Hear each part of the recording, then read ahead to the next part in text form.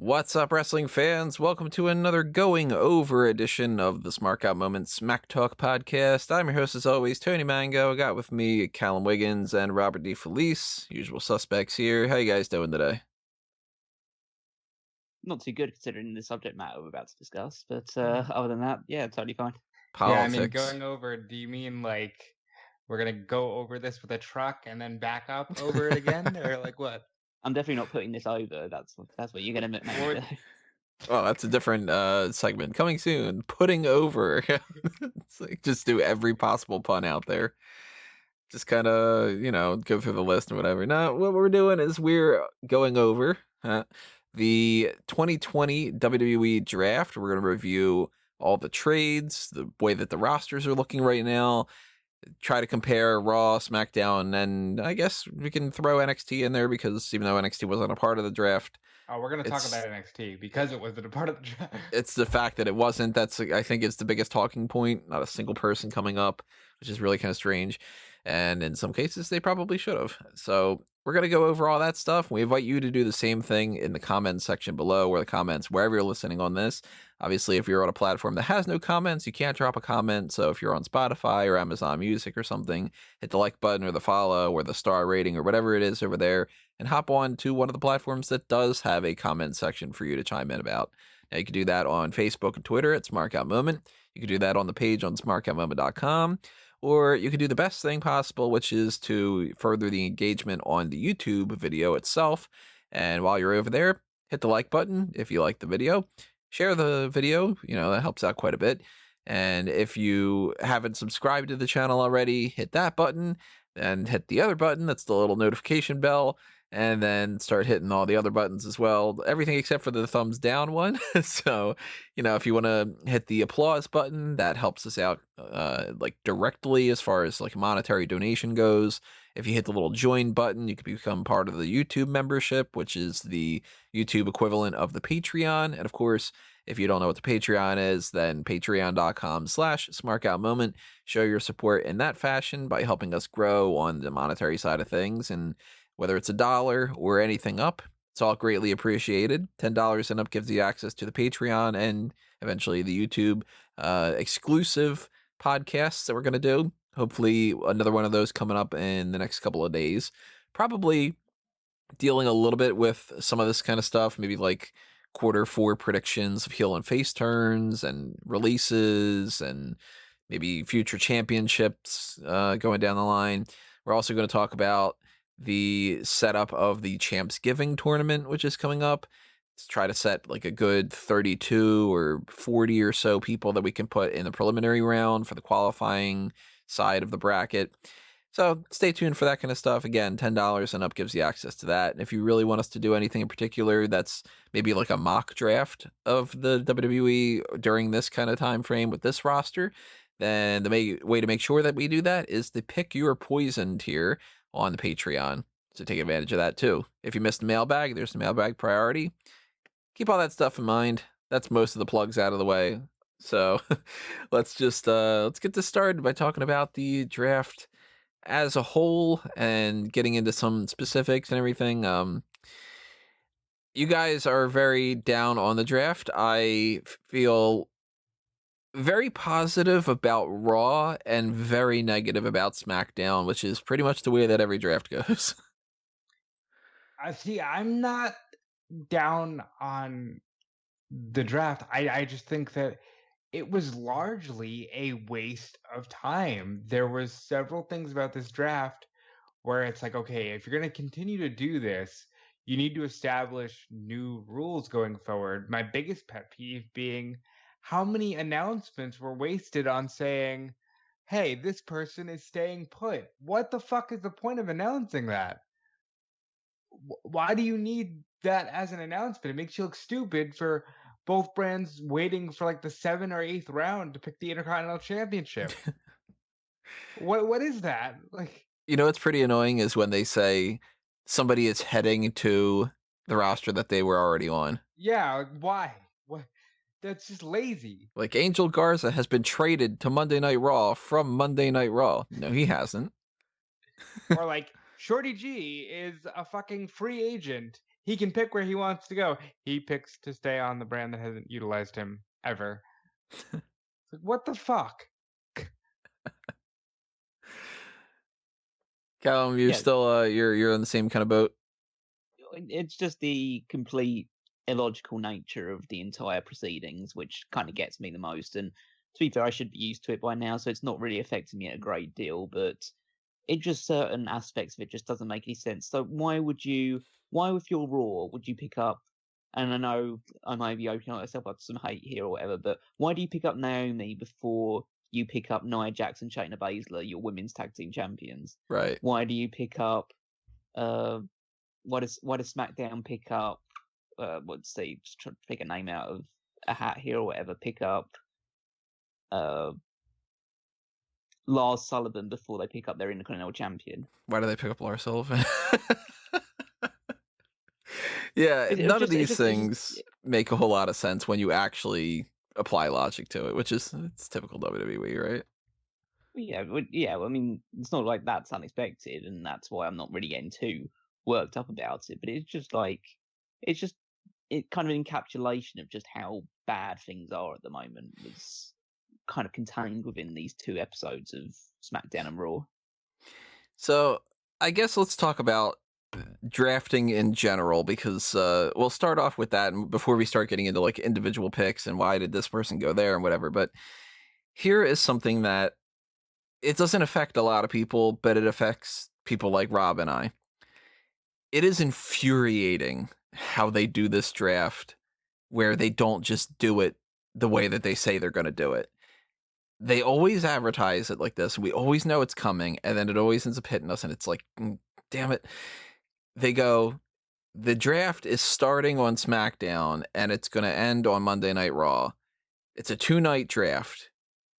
Everybody's up for grabs. All the draft moves are going to happen, so stay tuned for SmackDown. By the way, we're going to leave some of them for the Talking Smack that's after SmackDown, and then we're going to do some other ones in the meantime before that, and then we're going to do some after Raw, then we're going to do some whatever. They ended up doing the draft as 4 rounds on SmackDown.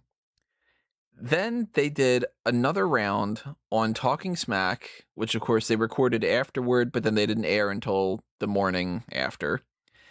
Then they randomly decided 2 hours before Monday Night Raw to announce Shorty G on the WWE Facebook account. Then about 10 minutes before Raw started on the WWE Watch Along, they announced another pick for Gran Metalik and Lince Dorado. Then they went through on the Monday Night Raw picks, and they went through 6 rounds on there, and then said, we're going to do more on Raw Talk. So then we had to watch Raw Talk.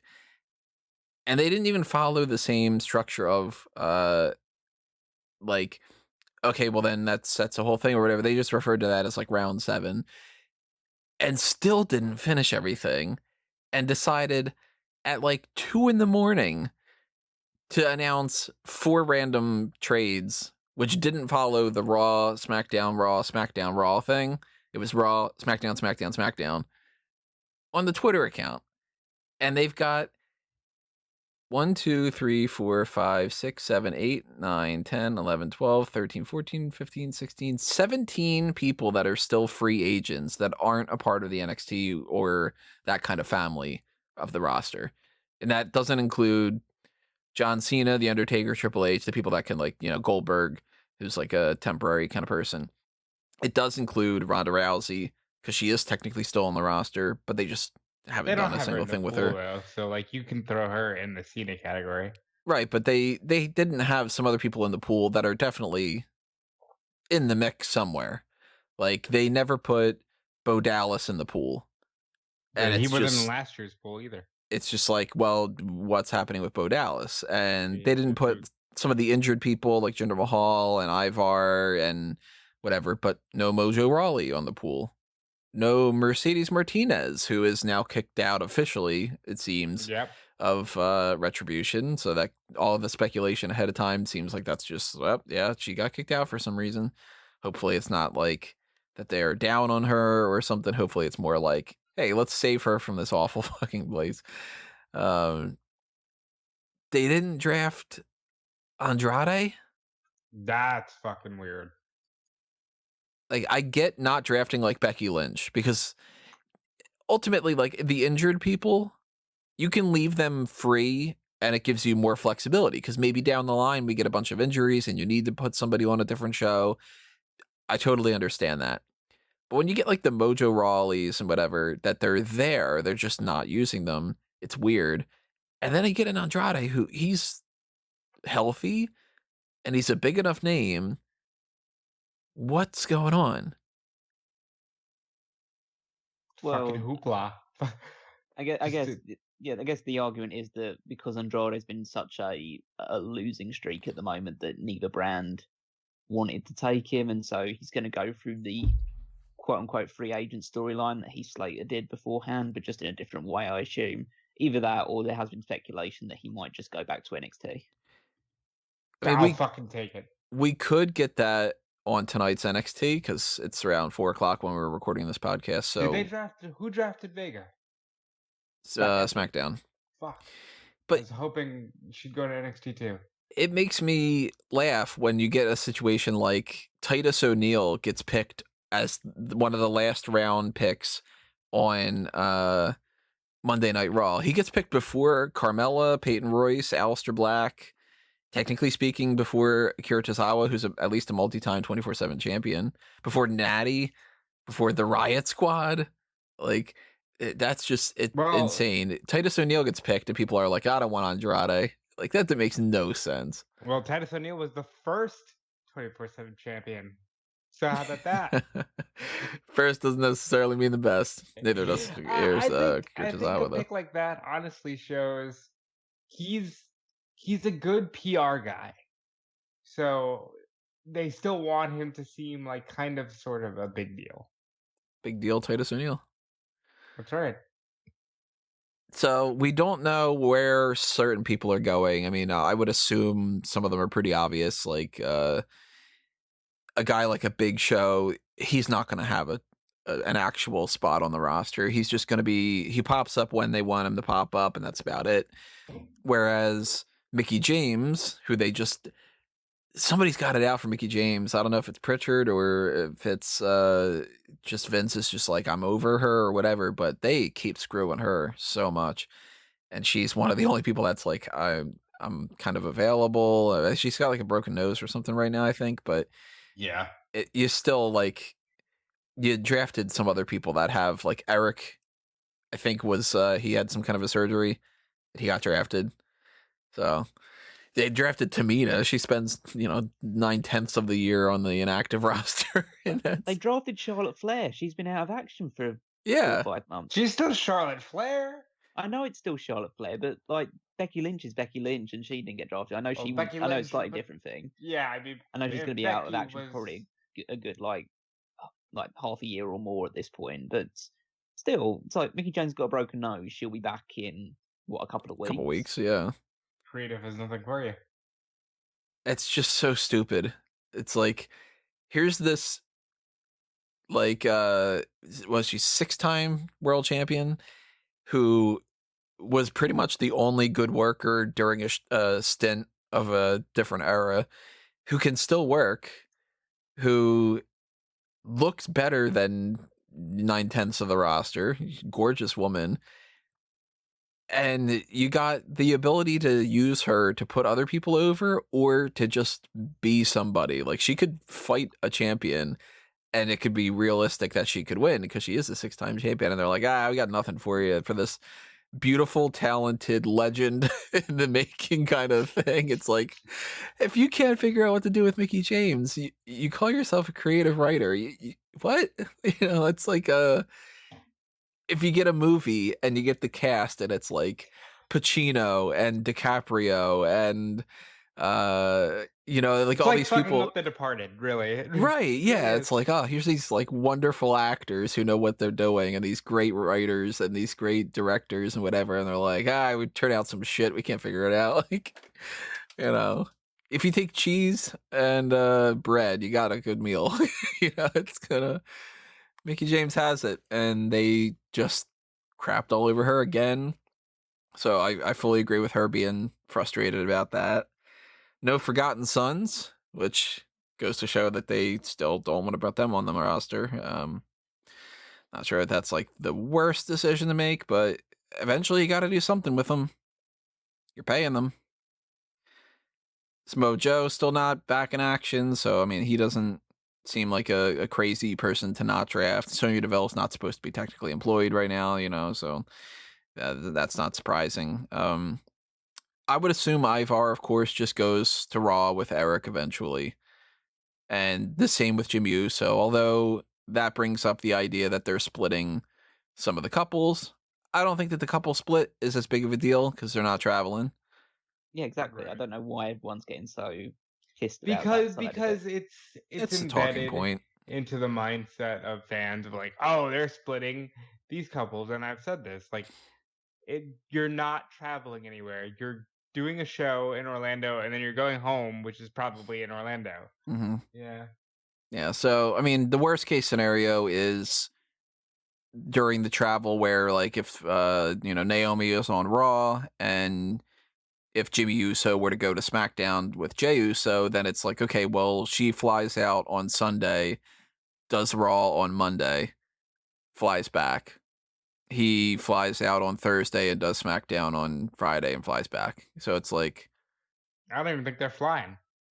yeah, they might even live there. But I mean, like that's like the worst case scenario for some of these, at least for right now. I mean, later Well, no, on, the worst case scenario would be if their dumbasses keep Jimmy and Naomi together and split the Usos. That would be just stupid. I know, listen, Jay is doing a great job. yeah, but he's at- not going to sustain the singles push. Right. No, the worst case scenario is if they separate all over the male and women's wrestlers and then put Edge on one of the rosters. Oh, You know how much trouble that's going to cause. that's gonna happen. So we got a lot of like like some talking points as far as that goes. I do think that another talking point to bring up before we start getting into the actual picks is the fact that nobody from NXT got a call up. That's weird. Not true. I'm willing to give them the benefit of the doubt in this. NXT's having a bad run right now. Got lots of injuries, lots of negative things. They can't afford to lose anybody major, and maybe that's the mentality there. I'm sure Ross was a NXT guy. No, he was No, on he Raw was a Underground ahead of time. guy. He never appeared on an actual. He was a Raw Raw. Underground guy. That is how they build it. That's Raw why Underground Dominic doesn't exist anymore.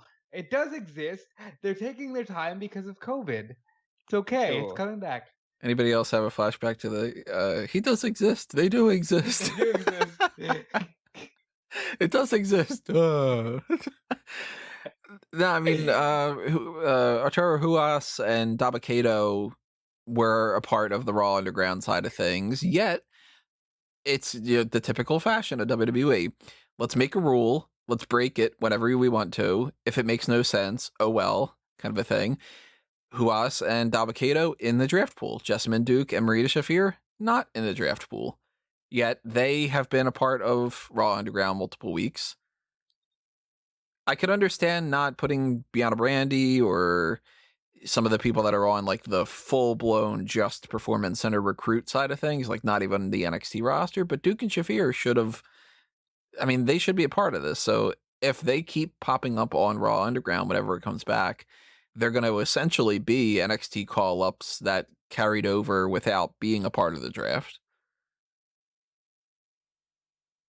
Well, That's the only side of the NXT stuff. And I think that, I mean, yeah, NXT's got a lot of injuries going on right now, but I don't think that should have stopped them. I think that Rhea Ripley needed to come up, and I don't know, maybe their philosophy is the draft is good enough as it is, and we can still bring people up in a week. Because, I mean, they do that. Look at Mandy Rose and Dana Brooke. They moved 2 weeks before the draft. well, that plays into the thing we were talking about off air, where it's like they don't even stick to their draft rules. Make this draft matter. Like nobody should be allowed to jump shows for the entire year outside of free agents. They last year, throughout this year, they set this precedent where anybody can move at any time, and they'll use the excuse of, well, it was about some kind of a trade consideration hangover from the last draft. Because they did have that weird thing last year where it was like, hey, Alexa Bliss and Nikki Cross are on SmackDown now for picks to be named later. And they just left that there all year. And they used it all year. They used it multiple times for more than 2 people. Exactly. And they used it for SmackDown to get people, too, which doesn't make any sense. But they also created this brand-to-brand invitational, and they've said that it's once per quarter. And I've counted at least like 7 in the past like 3 weeks that have been like back and forth. If you think about it, once per quarter, somebody can go from either Raw to SmackDown or SmackDown from to Raw. And then they advertise 3 weeks, I think, of Braun Strowman being on Raw when he was on SmackDown. Technically speaking, Braun Strowman is a part of the SmackDown episode this week, yet he's now a part of the Raw roster. Same thing for Jeff Hardy. Kevin Owens and Bray Wyatt went back and forth multiple times. Cesaro and Shinsuke Nakamura had 2 appearances on Monday Night Raw for the sake of it. So the brand invitational is once per quarter, however many times in a week that you want it to be. And Survivor Series is the one time a year where Raw and SmackDown go head to head outside of all the other times. And the trade is where you can trade people from the same roster to the same roster. And Raw gets 3 picks for every 2 that SmackDown gets, but one of the rounds was 3 SmackDown picks and 1 Raw pick. And the draft is going to take place on SmackDown and Raw, but it's also going to take place on Talking Smack and Raw Talk and Twitter and Facebook and the Watch Along. Okay, so let's talk about that real quick, because I think that I am numb to it at this point, and I think it's hitting you hard. But right now, I'm just sort of like, yeah, of course they did. Because I'm so accustomed on every pay-per-view Sunday of, well, I need to watch The Bump, and WWE Now, and WWE Ahora, and WWE... I'm just so used WWE to... Then, Now, and Forever. There's going to be something from everything, so watch everything. Because the nature of my job, specifically, as opposed to yours, is get something from everything. There's always something out there. It's maddening for people like us that do that as like a work thing where we have to pay attention to that. It's less of a problem for people that are like, oh, did you hear that they whatever? Oh, look at that. Okay. So I know that that's something that affects like, people in like the journalism and punditry side of things more so than just casual fans. But it is frustrating because it's like, why they're doing it, and it's because they want to drive up engagement between different things. So I don't fault them for it. It's just annoying. It's kind of like when you look at like the price tag of something at a store and it's like $4.99, and you're like, I know you're doing $4.99 because it's supposed to trick your brain into going, oh, it's $4 instead of $5, but that 1 penny makes a big difference, and it's just true. Yet it's annoying because you're like, yeah, all right, it's $5, so it's another. I gotta do the math and time this, whatever. And you do that kind of nonsense, and it's just a bothersome element that if that was the only thing to nitpick, it'd be one thing. But if you start, snowballing a bunch of different things, then you're like, all right, straw that breaks the camel's back kind of thing. No NXT side of things there. So we might see something happen tonight. We might see Andrade pop up, and I don't know. I don't expect that to be the case. I do still think Bo Dallas needs to go to NXT, but there's nothing at all indicating that. So I should probably just give up on that whole Finn Balor situation. just had surgery. So if they just randomly pop up and they're like, yep, we're going to make him forfeit the title, I can see them pulling Andrade like, all right, we need you right now. Who has Balor right now? Callum in the fantasy league? Yep. Yeah.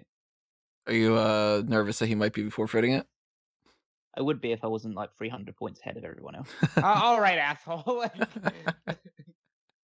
I am making a comeback here. It's happening. Yeah, you kind of just get a different perspective when you just like when you're so far ahead that basically I could pick a team. I put Lars Sullivan on my team and he'd get released at this point in time. I still don't care. It's just like there's just tons and tons of people I could put. Tucker on my team. I could put I don't know, Akira Tozawa. Honestly, I could put Elias back on the team, whatever, and stuff like that. It wouldn't matter in the grand scheme of things. At least not for a few months. Look, yeah, I'm gonna win. I guarantee you. At some point, I will win. Just a total reversal of fortune. Yep. Those negatives are going to turn into positives. They damn sure will. So let's start going into the roster picks themselves. Love the fact that there's a dog barking in the background. That's great. The big dog, because he was the first pick. He was the second pick. Well, First pick was. I'm trying to make it work for you. The big dog, Drew McIntyre. Check. Yeah, Raw gets McIntyre. SmackDown gets Roman Reigns. That makes sense. You know, I mean, there's nothing really. We'll talk about like the way that the roster is worked out later on after we do the full thing, but no real big surprises there. Asuka goes to Raw. SmackDown gets Seth Rollins. And you might think, well, why didn't SmackDown get Bayley? Well, she wasn't available for the first night. So I know plenty of people did that whole thing where they were just sort of like, oh, you mean to tell me that that Baron Corbin didn't get drafted in this round or whatever, or that they didn't pick Sami Zayn? It's like, well, there was different pools. And then Raw gets arguably one of the biggest steals out of this whole thing. They go, yeah, for our one pick, we get the Hurt Business. MVP, Bobby Lashley, Shelton Benjamin, and Cedric Alexander. So Raw's 3 picks to every 2 of SmackDown in the first round resulted in 6 people going to Raw and 2 to SmackDown. I was like, God damn, the first round, it's like, all right, it's 3 times as many. And that's kind of like how a lot of this draft went. Raw, if this was a real draft, you would have to look at the SmackDown side of things and go, are you just stupid? Like, why would you not pick groups of people? You know, we did the one draft before where it's like, okay, well, I drafted the Undisputed Era because they can draft them as whole units, and that's kind of crazy. Round 2, AJ Styles, Naomi, and Nia Jackson, Shayna Baszler go over to Raw. Sasha Banks, Bianca Belair go over to SmackDown. Later on, we ended up getting this kind of a setup where I'll just go through the rest of the people on Raw, the rest of the people on SmackDown. So Raw also gets Ricochet, Mandy Rose, The Miz and John Morrison, Kofi Kingston, and Xavier Woods. Put a pin in that discussion. Dana Brooke, Angel Garza, Umberto Carrillo, Tucker. Put a pin in that. Drew Gulak, Grand Metalik, and Lindsay Dorado, Bray Wyatt, Randy Orton, Charlotte Flair, Braun Strowman, Matt Riddle, Jeff Hardy, all of Retribution, one of the stupidest moves anybody could make if this was a real thing, because they just specifically want to go against your roster, but we'll talk about that later. Keith Lee, Alexa Bliss, Elias, Lacey Evans, Sheamus, Nikki Cross, R-Truth, Dabba-Kato, Titus O'Neil, Peyton Royce, Akira Tozawa, Lana, Riddick Moss, Arturo Huas, and Eric. It's always so bland when you just say his name. Just and Eric. and Eric. The remaining people on SmackDown were Jey Uso, Dominic and Rey Mysterio, Big E, Otis, Murphy, Kalisto, Shorty G, Bayley, The Street Profits, Daniel Bryan, Kevin Owens, Lars Sullivan, King Corbin, Sami Zayn, Cesaro and Shinsuke Nakamura, Ziggler and Rude, Cruz, Carmella, Aleister Black, Natalya, the Riot Squad, Zelina Vega, Tamina, and Billie Kay. I guess one thing to start off with here, if I'm looking throughout the night, just a talking point, I was like, oh, good, Seth Rollins is on SmackDown. That means that he gets away from the Mysterios. And then Murphy and the Mysterios get drafted over to SmackDown. And I think, God damn it. They drafted a whole ass storyline. They did. Like, what? I don't even know what to say. Like, why would you? Why would you not just especially this storyline that was kind of gaining a little bit of flack, amongst fans for the age discrepancy between Murphy and Aaliyah. I would have been like, dude, this is great. This is awesome. Just keep everybody away and let's just move on with our lives. Nope, we drafted a whole storyline to another show. For what? I mean, they clearly think that the angle's working very well. So they decided, okay, we'll just move it on to a different show and see if that appeals to the audience on SmackDown more than it does on the Raw side of things. That's the only real explanation for it. They said, just put it on another show instead. But like, it was whatever it was doing on Raw was fine, especially when the whole gimmick and the man's gear literally reads Monday Night Messiah. Like, I don't know why they were just like, you know what we're gonna do? Switch Rollins. And at the end of the day, this was one of the only major moves of the entire 5-day draft that actually was supposed to be a 2-night draft. You know, this Rollins SmackDown thing is good because he's on his way out anyway.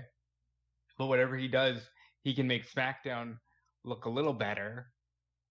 But man, it just seems like a waste. It frustrates me to no end when because I always do this ahead of time because it's a talking point, whatever, it gets, some good traction for articles and stuff. I usually set the rosters up. I try to figure out some good trades that I think would make a lot of sense. I always talk about how, if I were on the creative team, I'd spend the 20 minutes to look at the Excel spreadsheet and figure out who we can work with, whatever. It always drives me crazy if there are angles that are going on forever and the draft is like, well, you gotta break them up at this point. And then they go, no, we're going to go out of our way to make sure that they continue. Almost as if it's like they prioritize the opposite of the way that they should, where for some reason they think that this is an absolutely amazing angle, that it could go on for 9 months. Just the way that Seth Rollins, let's put it in perspective. Seth Rollins has been a part of 3 storylines in a year. 3. I don't so much mind that because, sometimes if a storyline is good, just go with it. This one in particular has been so obnoxiously ridiculous. You took the man's eyeball, but not really, and now it's going to be, my disciple, because I run a cult, is, trying to get with your daughter. It's too much hoopla. I didn't mind the Kevin Owens thing going on forever because I did. that seemed like it was gonna lead to a good match, and somehow they had one match. You want to explain that to me? They had one singles match. I think Rollins has fought in Dominic infinitely more than he fought Kevin Owens. That's frustrating. Her business stays on Raw. I mean, like a lot of these things we kind of assumed were pretty natural. They did do some really good things with, like, AJ Styles goes to Raw and Sheamus goes to Raw and everything. I want to put a pin in that a little bit later on to talk about how there's a big disparity, I think, between Drew McIntyre's options and Roman Reigns' options. It's, I think, one of the biggest flaws of this whole draft. At one point, all the way until, where is it on here? All the way up until, wow, I'm still going. It's that far down. Wow, I'm still going. Okay, up until round 6, the last round on Monday Night Raw, Sami Zayn. SmackDown had 3 women. 3. Mm-hmm. Well, they had Bailey. What else do you need? Over the entire SmackDown pick and the Talking Smack picks, and 5-6 of the Monday Night Raw picks and the picks that were ahead of time, like the watch along or whatever, they picked Bailey, Sasha Banks, and Bianca Belair. I was like, what the hell's going on here? You just went through an entire year where there was nobody for Bailey to fight because you had the same 5 people on the brand and you didn't learn your lesson and you got 3 people over the course of the majority of the draft. And then at the last minute, they draft Carmella And then they toss them all in there. They toss Natty, they toss Riot Squad, Zelina Vega, Tamina Snuka, and Billie Kay in there. I'm like, all right, now you just realized that you needed to have some women on SmackDown or whatever. But that was starting to make me go, the more that everybody, like, it was just like, Raw picks another, Raw picks Charlotte, Raw picks Peyton Royce, Raw picks whatever, Raw picks Lana. I'm like, oh my God, every woman's going to Raw. There was a portion of the night where I was like, maybe they plan on doing some kind of weird angle. Maybe they're going to just like merge the women's brands or something like that. And that, that this is like some big thing with Survivor Series or whatever. And that's where they're going. But they balanced it out a little bit. That was one of those big shockers throughout the night where I'm just like, oh, well, they got to pick somebody on this round. Well, they got to pick somebody on this round. Well, they got to pick somebody on this round. And then it became like, all right, they're not going to pick somebody on that round. Well, it's not even just that. It's about who Raw got from SmackDown in those trades, because it doesn't lead to any fresh matchups if you basically take the entire SmackDown women's roster that was previously there and just move them over to Raw. So you've got Naomi, who was on SmackDown, is now on Raw. Lacey Evans, who Naomi was feuding with, is now on Raw with Naomi. Alexa Bliss and Nikki Cross, who were kind of on-off feuding and teaming and stuff like that on SmackDown, are now both on Raw together. So it doesn't actually create any fresh matchups. The only fresh matchup it really creates is with Asuka.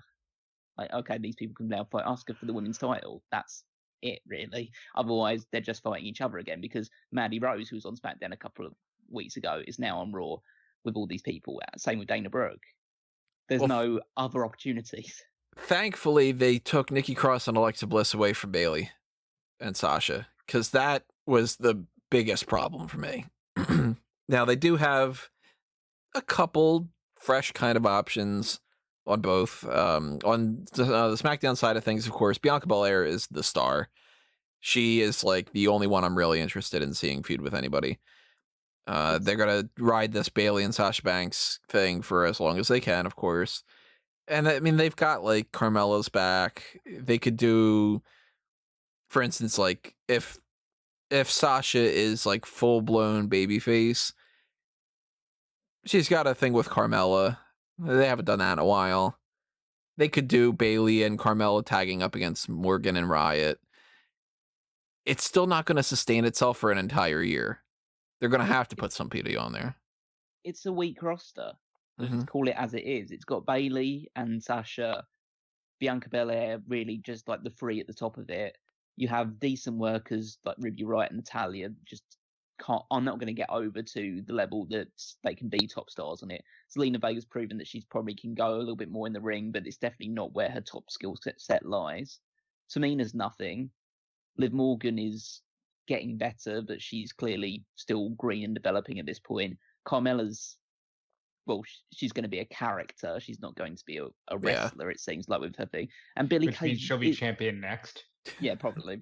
And Billie Kay just isn't very good. So it's just it's got like three people at the top in terms of just star power, and then everything else underneath it is just a mixture of like veteran journey women and people that really don't really have the caliber to be at supposedly one of the top women's rosters in America. You guys are being way too kind. This is awful. It's awful. There's nothing that you can say that makes this sound any way decent. You have Sasha and Bayley, who have run it into the fucking ground. I like that you're finally on that same page that I am. Now you're just saying that because they've fucked up the feud. They've like everything they were doing as a tag team. I still would have been fine with them staying as a tag team right now. I'd probably still be on board with them being tag teams and a tag team and still working together right now. It's the fact that the feud sucks. It's the fact that the feud sucks is the issue. Yeah, because you could have, if they were still a team, you could have parlayed that into like, all right, they'll fight the Riot Squad, and maybe that can lead to, Ruby versus Bayley, which is something we haven't seen, or something. But you've run this feud into the ground, and you're hot-shotting it for Hell in a Cell, so that's dead. All right, so you've gotten rid of either Sasha or Bayley, and now you're left with Natty, who is like the Dolph Ziggler of women. Natty is one of those good hand types. Yeah, that's what like she can always be in the title picture, but she'll never win it. You've got Ruby and Liv, who really need to be the tag team champions. You've got Tamina, who Callum said perfectly is nothing. She's barely there for the most part, and when she You've is, got nobody Billie cares. Kay, who has turned into a comedy character completely, and Bianca Belair, who's money, and they're gonna run that into the fucking ground because they don't know what to do with money.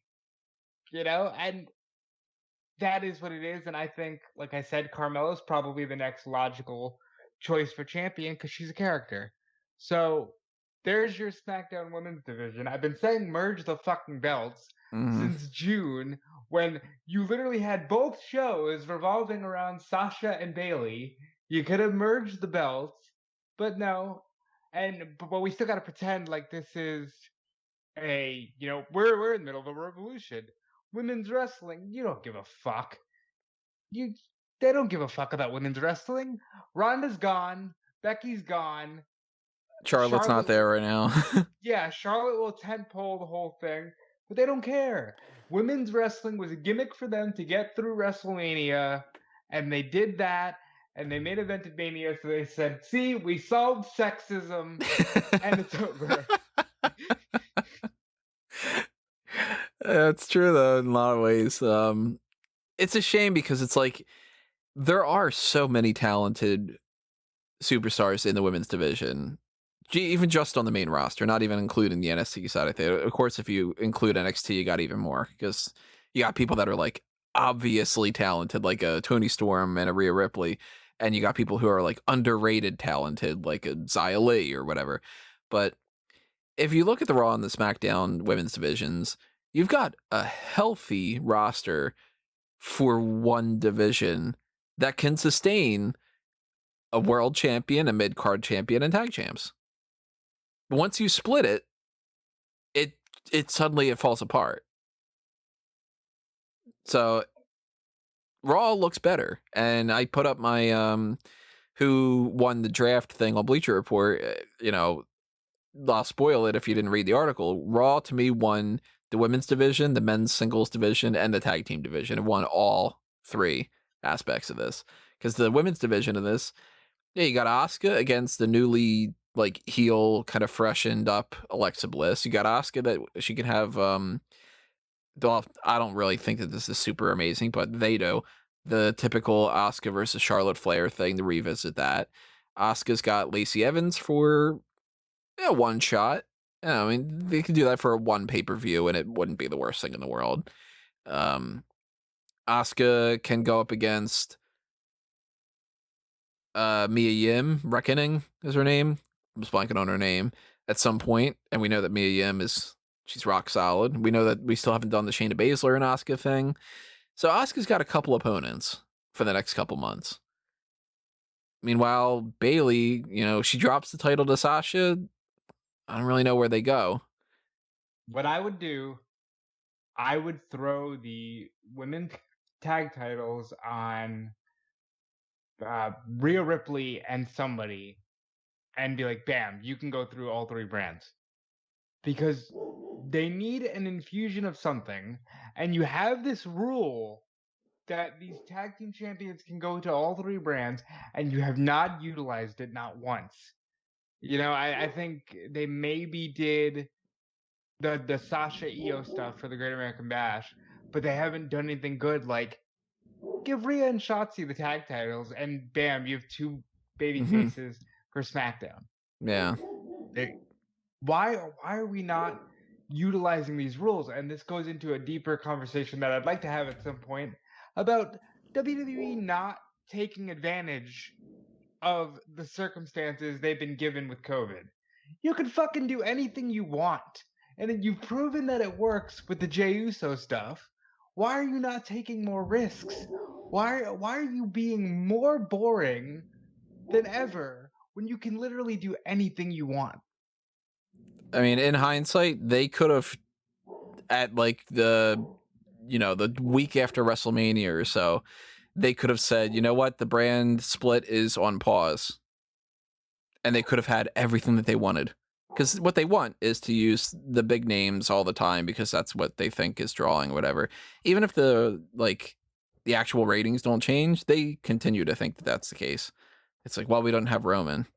Okay, well, when you have Roman, you go from a 2.0 to a 2.01. You know, like it's they make rules that they don't follow, and they give themselves outs that they don't take advantage of, and that's infuriating in a whole different level. And I know, like, Callum and I, we do the Paul Heyman SmackDown podcast, which is covering, the initial brand extension in 2002. And I love brand splits when they're done right. This thing has been a mess. I don't know why we're still harping on a brand split. It shouldn't even exist. You can't tell me they make more stars because they don't. They're not making more stars with this brand split. Let's see some other talking points we got here. Dominic and Ray go over. Miz and John Morrison go over. Can we talk about that quickly? I know just a brief point that the Miz has been traded every single draft since 2016. Really? That's true. Every single shakeup or draft, he goes to the other show. I got that from the excellent Sean Ross Sat Facts on Twitter. Oh, thank you. He's a good man. Yes, so Miz went from basically just being part of the overall WWE SmackDown in 2016, then he went to Raw in 2017, SmackDown 2018, Raw in 2019, then SmackDown again in 2019, and now back to Raw in 2020. So streak. Miz just can't, he's clearly got itchy feet whenever he's on a particular brand. He just has to go from one to the other.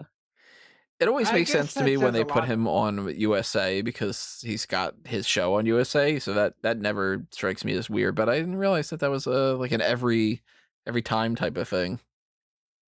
Huh. That says a lot about what they think about him, though, because they always bother to keep him, somewhere in the loop, as opposed to some other people. I don't know whether that's actually them super caring about him or just a case of okay, let's just put the Miz on another thing. It's okay, we've got to make somebody go from one side to the other. Let's just do it with Miz or whatever because nobody cares about. Can we talk about one of the moves that really infuriates me? Ziggler and Rude go to SmackDown. Dolph Ziggler moved to Raw, I believe, in the aforementioned we have these leftover draft moves in June, right? Yeah. No, it was wait, when did he fight McIntyre? Well, he was on SmackDown obviously when he was feuding with Otis. So that was their WrestleMania match. Then he went away for a while, and then he came to fight Drew McIntyre. I think prior to Extreme Rules was their first one. It was their only one. So that was their own. Well, they had a match on Raw as well, but obviously that wasn't for the title. But was that Backlash? No, it was Extreme Rules. Extreme Rules. So when was Extreme Rules? So that was May. June, I think. June or July, one or the other. Don't really care. One of the summer months, Tony. What I'm saying is, this year, 2020. I mean, I don't know what timeline exists anymore. But I mean, got back to SmackDown to Raw, and they're like, "Oh, let's move them to SmackDown." Why? Apollo Crews. So pair him up with Corbin again. I mean, what the fuck? What? Why are we acting like this is a good thing? When did Apollo Crews move over to Raw? He was on Raw after WrestleMania, right? Yeah, I think so, because he just came back and then he was just on Raw. So no, he wasn't. He was on SmackDown with Ziggler, and then he disappeared because of COVID. Came back last week, and they said, "Okay, cool, go back to SmackDown, guys." No, Apollo Crews. No, we're talking about Apollo Crews. I was on Rude. Doesn't matter. Apollo Crews, day after Mania, he's over on SmackDown again. Also, I know people say why are we acting like this is a good thing? Who is acting like it's a good thing? They are. The company is. Why are we acting? The company, of course, is going to say it's a good thing. They're not going to say, "Oh, this move's a piece of shit. Let's do it anyway." What I'm saying is, again, you have the option to just not even do this shit. Be like, okay, like Tony said, brand splits on hold because COVID, and just do whatever. Why are you putting yourself into this hole? Well, speaking of not doing things that are logical, digging yourself into a hole, beating yourself over the head with a mallet, whatever you want to call it, There are so many things to talk about with this discussion. This was what is one of the biggest discussions to talk about. Round 4, Kofi Kingston and Xavier Woods get drafted to Monday Night Raw, and Big E gets drafted to SmackDown, otherwise known as stays on SmackDown. One of the things to talk about here is, before we get into the split, before we get into the tag titles, before we get into any of that, if you are trying to tell me that this is like suspension of disbelief, it's actually the USA Network picking, and it's actually, the Fox Network picking, and they're actual human beings with logic and brains that pick these things, they can pick all 3 members of the New Day. Why would you pick 2 out of the 3? You basically said, we don't want Big E, as a means to say, why don't we keep Big E separate, because we want to try to push him. If the only way this makes any sense is if you allow it to not make any sense and acknowledge that it's fake. Because then you say, well, it's because Big E is going to stay on the opposite brand so they can give him a singles push. And then you go, oh, so they picked based off of future pre-scripted plans, so it's fake. And then you go, yeah. And then you go, well, fuck. It's a defeatist argument. If you wanted to put some logic into it, you can say that the Fox executives saw what Big E was doing on SmackDown as a single, feel that maybe Kofi, they didn't get a return on their investment because he was WWE champion and he lost in 6 seconds, and Woods is injury prone. So we're going to keep the big guy and we'll let Raw have the other 2. Well, you can't do that because Raw drafted it first. So Raw could have grabbed Big E. Yeah, the only logic this could have made sense is that Big E gets drafted before Kofi and Xavier. See, but they confer. Listen, I don't know. It's just one of those things where it's like, okay, so you mean to tell me that USA are run by a bunch of idiots that didn't grab Big E when they did, because they were smart enough earlier in the night and throughout other picks to say, like, all right, we'll grab all of the Hurt Business then.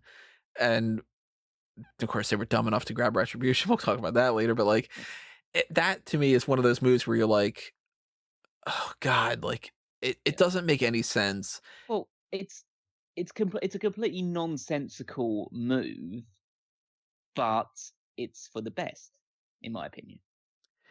Well, I think that separating Big E and giving him a singles push is beneficial to him. And at the end of the day, the New Day stable has been going on for a very long time, and it still doesn't mean that it doesn't exist anymore. It just means that now you're concentrating on Big E to try and push him on the SmackDown side of things, which could lead to a big match, a big show with Roman Reigns over the WWE Championship. And you let Kofi Kingston and Xavier Woods, who you're not realistically going to push in any serious single capacity anymore. And then, they're going to be on the Raw side instead, just holding down the tag team division. I mean, I'm happy with. The move I'm happy with. The way that it was done was completely stupid. It might work out well. I don't want to rule it out yet, but I don't want to say that it's a guarantee either, because I never trust the idea that WWE is going to follow through with anything. I know you never should. So yeah. I'm not saying that. I'm saying like in like the in theory world, this perfect in theory, this should be a positive move for both parties. The realistic mindset is that at one of these points, Big E is just going to flounder in the mid card, fighting with, I don't know, Cesaro for eternity, which would be good matches, but it's like neither of them are getting anywhere at that point. Yeah, it's funny that like the draft itself is like you can draft tag teams together and people are like, nope, don't want them. And splitting up tag teams is like a theme with WWE with the draft. They always do this. Grand mindset of tag teams are invaluable, so let's try to make some single stars here. Tag teams pretty much exist.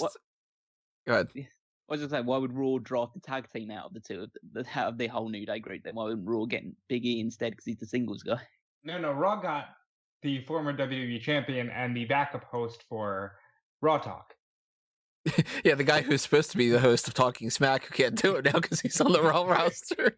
It's like, oh my God, like some of these moves are just insane. And part of the thing that makes that so insane is they won the SmackDown Tag Oh, Team but Championships. so let's go here. Could have made this even simpler by just going Xavier hosts Talking Smack. They just won the SmackDown tag titles. Let SmackDown keep Kofi and Xavier and move Big E to Raw. Even that would have been like astronomically more logical. Well, no, let's get into the more stupid thing, which is, as we'll on the Raw show, the Street Profits are moved over to SmackDown from the side of things. So they're the Raw Tag Team Champions. Kofi Kingston and Xavier Woods are the SmackDown Tag Team Champions. So the most logical thing that they could figure out to do with this thing is you just hand your titles over to the other person. They Oh, literally, okay, all right, hold on. No, I need to go on with this because this is a total clusterfuck for people who actually like to keep track of title reigns and stuff like that. What does this mean? Does this mean that, like, because they're different belts and they have different lineages, so does this mean that the Street Profits, who are having a pretty record-breaking run as Raw Tag Team Champions, one of the longest reigns in recent history, just gave it up to now start a completely different lineage with the SmackDown Tag Team Championships? Are we still meant to think that the Street Profits have held those titles for over 200 plus days, or are they now in a completely separate completely separate track because of that instead?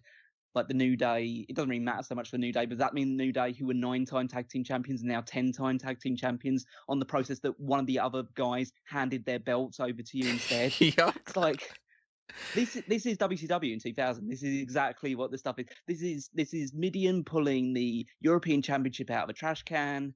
This is all this other stuff that goes on that makes absolutely zero sense and makes wrestling look as stupid as it clearly is most of the time. I don't know why you went with that when I think the example you were going for was Jim Duggan pulling the TV title out of the trash can. Doesn't matter. Well, the Attitude Era was still doing stupid shit as well. It's not like they were saying. The only difference was that the Attitude Era had Stone Cold Steve Austin, so they were completely immune to the stupidness they were doing. There's no Stone Cold Steve Austin anymore. This is really fucking stupid, and there's no one who's going to save you from it. Okay. And you know what they could have done? They could have done.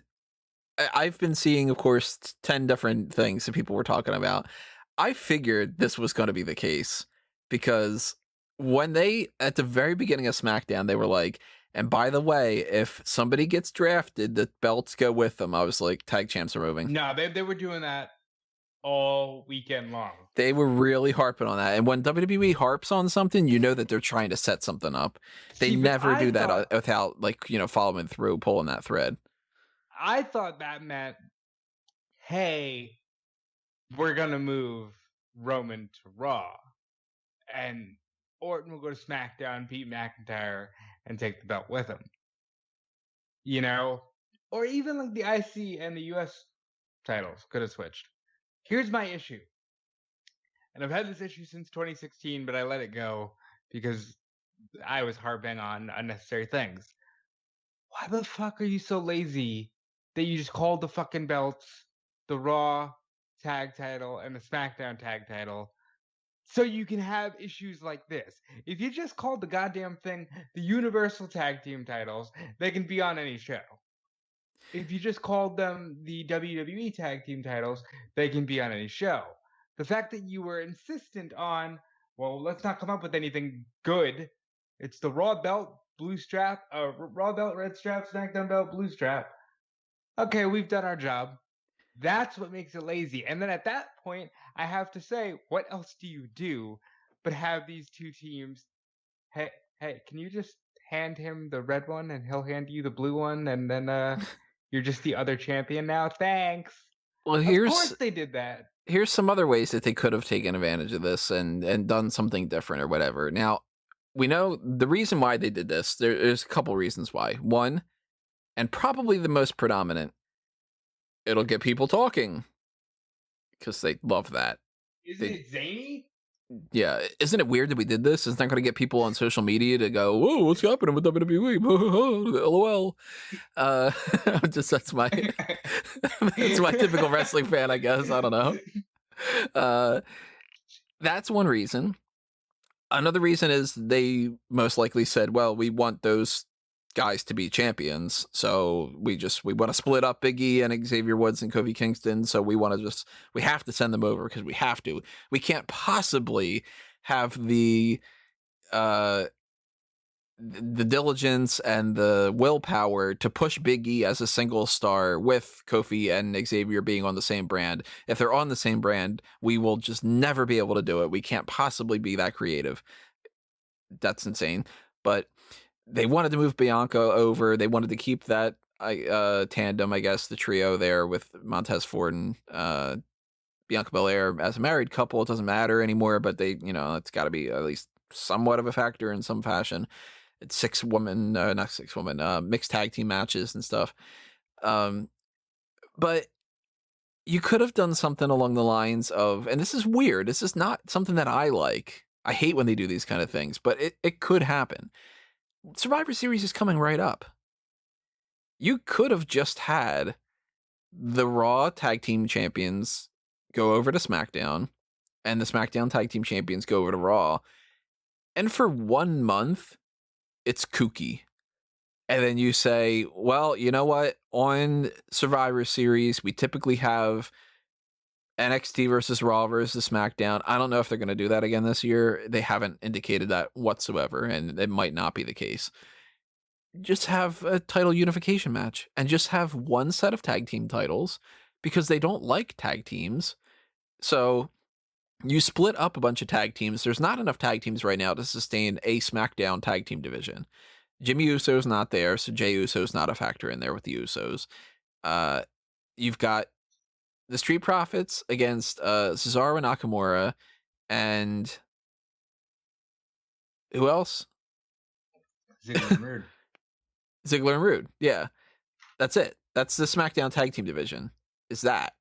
And the Raw tag team division is now you can New Day versus Miz and Morrison. You can, of course, like Rey Mysterio and Dominic when Rey Mysterio is available, but he's not available right now. You can pair up like Shorty G and Murphy if you needed to, but it's not going to matter because, people won't care. So it's like we got 3 tag teams right now on SmackDown. That's not enough for a tag team division. And if you would merge the titles, not only do you have the traveling champions and you make that a little bit easier on yourself, but you can get rid of these ugly ass designs. And for God's sake, if any titles need to get new championships, it's the tag team titles. They needed new championships when they first debuted those copper penny things. It's been 10 years. The ugliest championship, I think, in the history of WWE. And I hate the European title or whatever like that. It looks amazing compared to the tag champs. But you could have done that. You could have done Kofi and Xavier don't win the titles before they move over. You could have done that the Street Profits lose the tag team titles to the Hurt Business. And then it's the Raw tag team titles stay over there. And then Kofi and Xavier beat the Hurt Business down the line. There's so many ways to get around this other than the idea of let's switch those, LOL, and then they can trade the championships. And like Callum said, this is a mess as far as lineages go, because technically speaking, and they cut a promo about it on YouTube, now the Street Profits are Triple Crown champions because they're treating this as the titles were like switched. Like it's just like you lost the titles and then you won the other ones, essentially. See, like this created like a huge clusterfuck for me for the fantasy league because technically, like Kofi in the same night lost the SmackDown Tag Team Championships, won the Raw Tag Team Championships, and then defended the Raw Tag Team Championships. Yeah. So I don't know what to do with that side of things. Like we kind of like put it out as like a bit of a wash at this point in time, but realistically, Rob actually gets more points if I was to take that approach. Well, now wait a minute. Because you would get more points because you won the Raw Tag. You run the Raw Tag Team Championship, which would get you, I think, winning a tag title is. I have to just check my actual fantasy league scoring, so bear with me a second. Is winning a title worth more than losing a title? Yeah, by a significant amount, yeah. So winning a tag team title would get him 12 points. They defended it in the same night, which means that he would get 8 additional points for that. So that's 20 points minus the 7 for losing a tag title, 7 points. So you'd be up 13 points with that rather than the 8 that he's got right now. Huh. So I can make that change for you right now if you're happy to accept that, bro. I think I would, just for the sake of the fantasy league. Does Yeah, anybody and sake have of the Street title Profits? lineages as well. Nobody has a Street Profits, so Oh, and nobody has a Xavier Woods, so give the points to will be Rob. affected by that. Yeah, I'm giving Hell points to Rob for yeah. that. All right. That puts Rob cool. top so far for this week, so that's something for him. Wow, there you go. But that me and itself, just on the fantasy league side of things, is just like, how insane is this Well, going yeah, on? just for the sake of like changing the titles. Actually, I wanted to. I don't know whether we're like ready to move on from this side of things as well. But one thing that you were talking about earlier about the idea of like just getting the internet to talk about wrestling and stuff like that made me think of one of the big talking points I wanted to bring to this, which I don't think anyone else may have wanted to bring to it. The most influential chief marketing officer in the world. Oh, I want to talk about this. She didn't hit number one. And they flat out said she's the number one. She wasn't number one, and they lied just to make Stephanie. I want to put it this way: say that she, for some reason, was the number one most influential chief marketing officer. It's not because she's a chief marketing officer. It's because she's Stephanie McMahon, who was on television on at a point where Raw was getting like millions of people, like tens of millions of people watching every single week. So it's like my equivalent is like, say Justin Timberlake decided to become a regional sales manager. Yeah. So it's not because he becomes the world's most influential regional sales manager because he's Justin Timberlake, not because of his acumen of getting like people to pick up stuff over the telephone or anything like that. It's because he's got like 20 million Instagram followers or whatever and stuff like that. Just it's like it doesn't mean anything, and it makes her look like an egomaniac, which she clearly is. But I love the idea that like Justin Timberlake decides he's gonna go work at Kmart and sell tires or something, and then they're just kind of like, man, his sales numbers are fucking through the roof. I wonder what he's doing to get people in there. And people are like, hey, Justin, can I get a picture? And he's like, if you sign this contract that says you get 4 new tires, yeah. He goes into like a conference later in the year or whatever. It's just like the big presentation of like how to really boost your sales numbers. Tip 1: be Justin Timberlake. And other people start writing down the note, like they can actually follow through with it. Oh man, that's what I'm doing wrong. Okay. Just someone from InSync in the crowd, like saying, "That's what I should have done." Yeah, one of the 98 Degrees dudes, because nobody knows any of their names except for Nick Lachey. And it's just like, I've been trying to be Nick the whole time. It wasn't Justin Timberlake. It was Nick instead. God. Some other dudes like trying to get his sales numbers back in like the office the next week, and he's like, "Cry me a river," just like, trying to work out his pitch levels and everything. I just found that hilarious. I wanted to bring that up. I do want to point out while we're in the middle of discussing this, there are 2 other videos from popular platforms of F4W Online and Fightful that they're all just titled WWE has no logic and they ruined the draft. So, hey, if we want to follow that for the titling of this video, I'm great with that because, again, this draft had no logic. I could really talk forever about it because it's that upsetting to me. When you make your own rules, why do you make it a habit to then ignore them and break them and just do what you've been doing for what feels like 30 years and not getting a single change? Again, remember tag teams can be drafted together, so SmackDown picks Otis and leaves Tucker hanging. Well, at least they picked like the one that actually had the Money in the Bank contract, and not just like the random one. So for that matter, why the fuck did Raw pick up Tucker? Well, Raw picked up Tucker in the next round, the supplemental pick. So like, I get that it's like, okay, well then we'll grab Tucker if we can. It still doesn't make. I don't get Tony Andrade.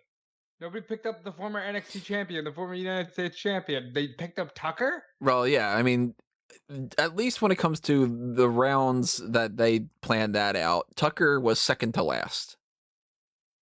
He was the only person. Actually, no, he was third to last. Actually, technically speaking, he wasn't, because they still had Elias and Mickey James and Lucha House Party and Shorty G available. But the only people that got picked after him during the Talking Smack side of things were Kalisto and Drew Gulak. So if I were in their shoes, I would have picked Kalisto or Drew Gulak over Tucker. But at least it's like, okay, they picked, like they got Otis, so I guess we'll grab Tucker after they had picked like Angel Garza, for instance. Like he came first. This above like any other of these tag team picks is the one that just screams to me of the Dudley Boys in 2002. Just like, let's see what happens when we split up Heavy Machinery and just see what happens. It's like, and they know what okay, happens. So which one's going to become the preacher? I mean, Otis kind of fits the profile a little bit more. Come on, there's an obvious thing here, guys. It's Friar Tucker. All right.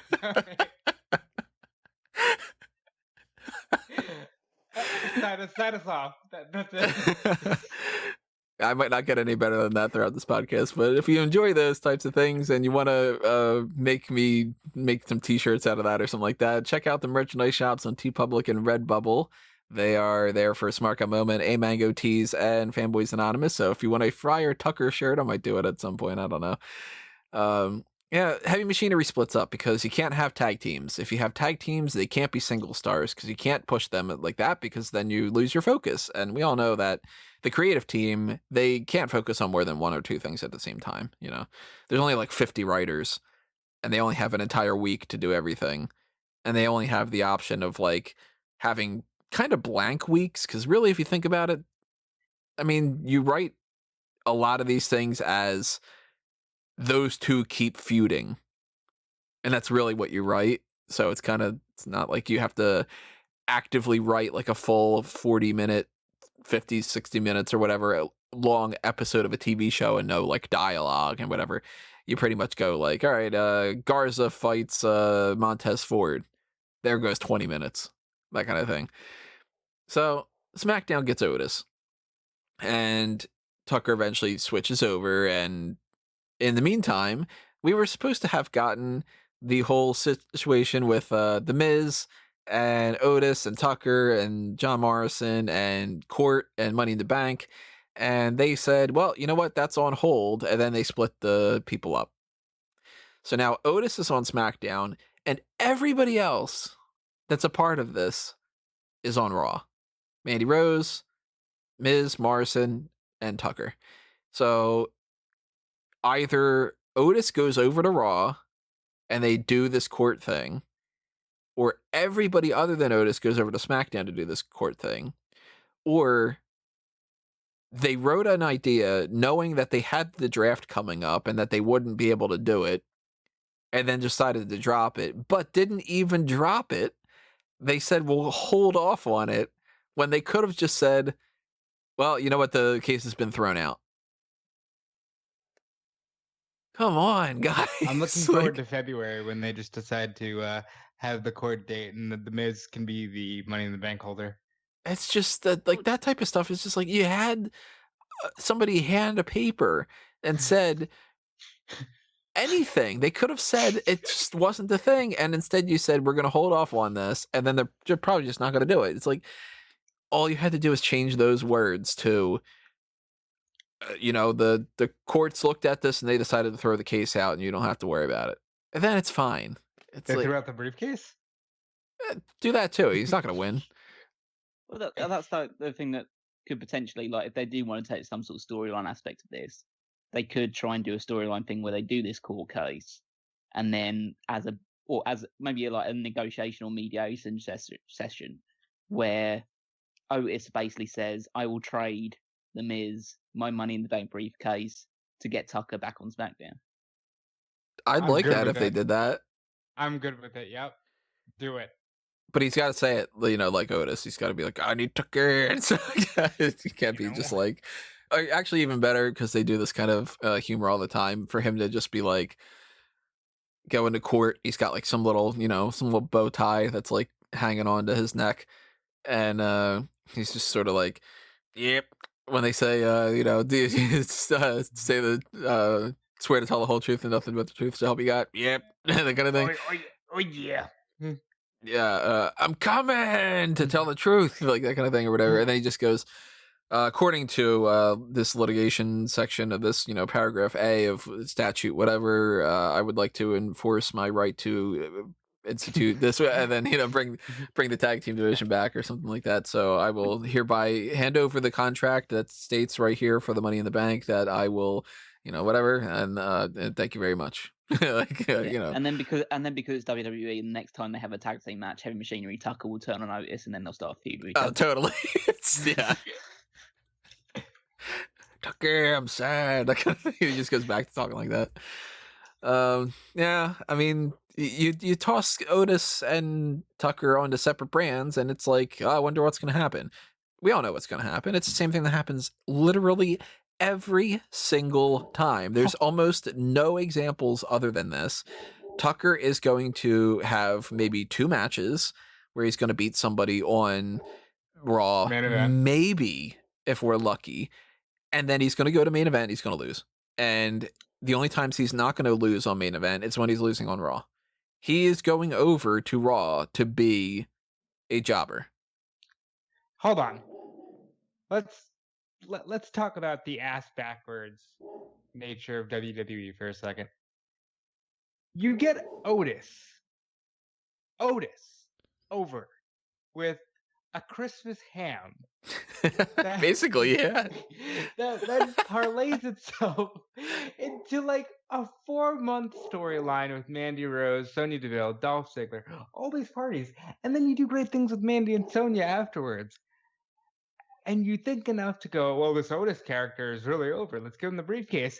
And then you proceed to strip him of everything that made him worth watching. There's no Mandy. There's no Tucker, and there's no crowd to laugh at the antics. What the fuck? Yeah. Isn't that the case? Isn't that what tends to happen a lot? Like you watch like a TV show and the character's like, that person's funny because they're the funny one that everybody reacts to. Let's give them their own spinoff where they're the serious That's one. How you get Joey, the Joey TV series after Friends. That's like the Office. They tried to do that with Dwight. And they were like, Dwight's such a fun character when he's around all these normal people. Let's give him wackier people so he's the normal one on this awful spin-off idea of The Farm. This is the worst episode of The Office by far. Hey, you know who's really funny and deserves his own spin-off series? Cleveland. Oh God, yeah, I forgot that show existed. That's like, you don't do that with certain things, and it's not like this is brand new. I mean, every form of fiction has had these kind of errors to where people should learn that by now. If you got Otis over because he's interacting with these people, and you take away the romantic interest that makes it a joke, and you take away the straight man that he reacts to, Otis is going to be talking to himself or just not talking. And if he's not talking, he's not funny. And if he's talking to himself, there's nobody to react to it. So he's just this weird, creepy dude who's just kind of backstage talking to himself about him. It's kind of like, we already have R-Truth being, the guy talking to himself or whatever. And R-Truth, for what he does, he makes it work because he's R-Truth and he's a vampire and all the other kind of things that he is. He's fantastic. But if you do another R-Truth, then suddenly Otis isn't Otis. He's R-Truth. So just, typical logic type of thing. And one more thing that I really want to get off my chest. Again, another storyline that people hated that you could have easily fucking walked away from. How did you bring Elias back to go after Jeff Hardy, bringing back the whole, hey, remember you got arrested because you're a drunk? And you're a drunk? And, hey, did you know that you're a drunk? Why are they doing this? I'll disagree a little bit on that one. I think it's funny how few times they remember some things that they can call back to. And I'm glad that they actually called back to the Elias thing. Because, I mean, if Elias never figured out who attacked him, he would think that it was Jeff Hardy. And then he'd be like, yo, asshole, what the hell? Do you not watch the program? Oh, nobody watches it. They always establish this. But that's what I'm talking about. That doesn't make any fucking sense. Don't you watch the television show on these 6 months that you've been sitting at home?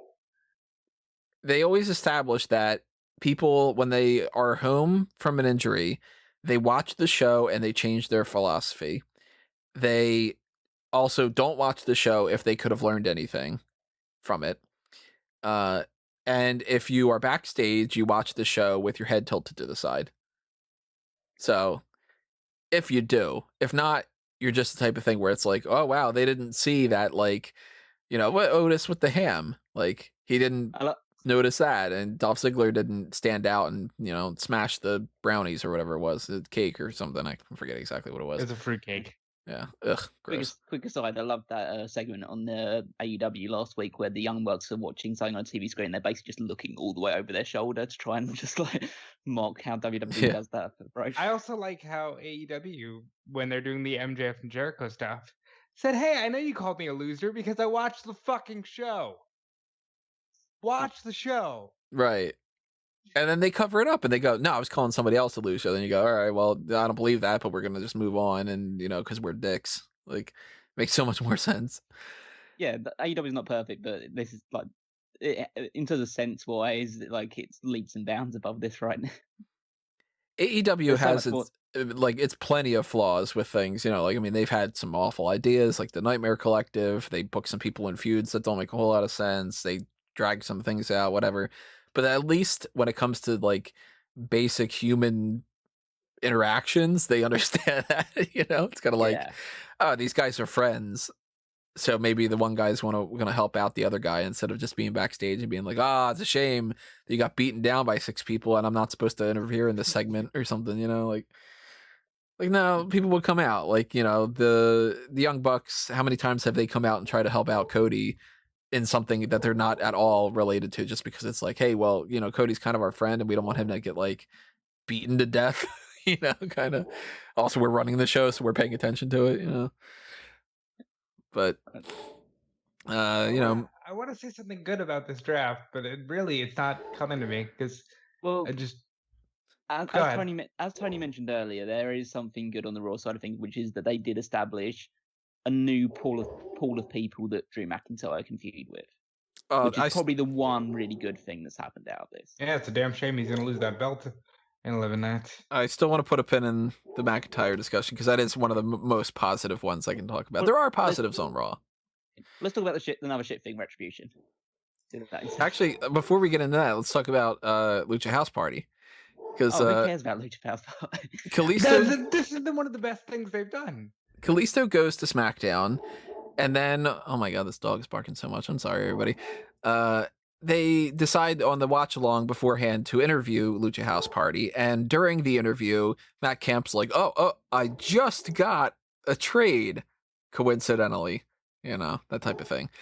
Grand Metalik and Lince Dorado go to Raw, and they carried over this idea that they're keeping on the feud with Dorado and Kalisto, despite the fact that they're going to be on separate rosters now. But Dorado's like, kind of like, okay, well, that's a thing, but we're sort of splitting up. And Kalisto's like, it's great. Like, they can go off and do their own thing, and I'm going to be on SmackDown because I'm the greatest luchador of all time. I'm the GLOAT instead of the greatest mask of all time. I'm like, but that's the best thing that they've done. I'm like, I like the GLOAT thing. I think it's funny that Kalisto is walking around with a suit jacket and nothing else just to show off his abs. And Dorado's like, you can't even give us like a congrats, like good luck on the brand type of thing. And Kalisto's like, oh yeah, whatever. You're gonna do good lucha things. And like, so they kept that going, and I'm like, damn it, I'm actually interested, and you can't have them feud now because they're on separate brands. But again, that's the best thing they've done because Metalik and Dorado will be a nothing tag team on Raw. And Kalisto's going to go feud with Rey Mysterio because he's the greatest luchador of all time. That is one of the feuds I'm looking forward to, actually, yeah.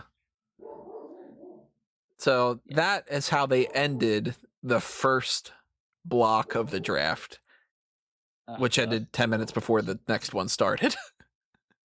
There's still so much more to do. There is. We talked about a lot of the things that kind of carry over into here, like Street Profits and stuff. So it's not like every little bit, but Bray Wyatt goes to Raw. Alexa Bliss goes over. They kind of follow through with a lot of these things. I guess I wasn't shocked, but just to hear that the Fiend Bray Wyatt has been on SmackDown for a year, and his match with Kevin Owens this past week was his first ever match on SmackDown. It's his first match on TV. Your first as match on Fiend. TV. Well, for the first time ever. You know, they got to do Yeah, I that. know. Yeah, but they do that just it's before been they a trade. year of the character, and he's hasn't been on TV. They've done some interesting things with him that they wouldn't do with anybody else, but the problem with them and Bray Wyatt is they never fully follow through. It was the weirdest thing as well, because that match on Friday was probably the best match outside of the Daniel Bryan stuff that the Fiend has had since this entire run started. That match with Kevin Owens was really good, and now they're on separate shows, so they can't even feud anymore. I can't believe that. I can't believe they separated them and decided to keep the Kevin Owens Aleister Black thing together when Owens beats him every time. Well, I'm more interested in the fact that Kevin Owens on SmackDown with having him feud with Sami Zayn again. Yeah. That at this point, I'm like, just do it. Just there's no reason to wait. Just do it right away. Yeah, I'm good with that. Just it's enough time has passed. It's not like they're just retreading it again. It's like, and it's so different now. It's been about 3 or 4 years. Yeah, it's different. They're different alignments now. It's all good. So, I mean, that whole trade back and forth, you know, the Kevin Owens thing or whatever, to me, that like, yeah, it's kind of like, it's stupid, it's whatever, but you know, I like the idea that SmackDown has Kevin Owens. They need him. We'll talk about that in a little bit. How surprised were you guys that Braun Strowman went to Monday Night Raw, huh? After spending the last almost month on Monday Night Raw. I was most surprised that they might actually follow through with maybe making the Fiend and Alexa thing about Braun Strowman. Maybe. That surprised me. I wouldn't care too much about that side of things. I think he's just there to just be another. I mean, he's going over there to feud with Drew McIntyre, probably. I figure McIntyre feud and Raw Underground and Keith Lee, and you know, like his next big feud will be Keith Lee, considering what they did previously. So, and then after that, it's he's going to feud with McIntyre, whether McIntyre's champion or not. So yeah, they have those things in mind with him anyway. So I do think he's going to turn babyface too, because there's not a whole lot of options. Is he heel right now? Yeah, I mean he's feuding with Keith Lee. I guess, but he's I don't recall. He's in that like tentative heel type of thing where they're doing this thing a lot with a lot of people and drives to the heel and face turn people crazy. Where they're like, this person's kind of a heel, this person's kind of a face. We're tweening them as much as we can, and if we decide to switch them, we'll switch them at any moment and just go like, well, they weren't a real full blown villain sort of thing. But he's a heel right now. Daniel Bryan on SmackDown, Matt Riddle goes to Raw, Kevin Owens, Jeff Hardy, that kind of thing. Retribution goes to Monday Night Raw, stays on Monday Night Raw, whatever, without one of its members. You know, Mercedes Martinez totally out of the mix. But why would you want to draft the anarchist group that says that they want to take down WWE?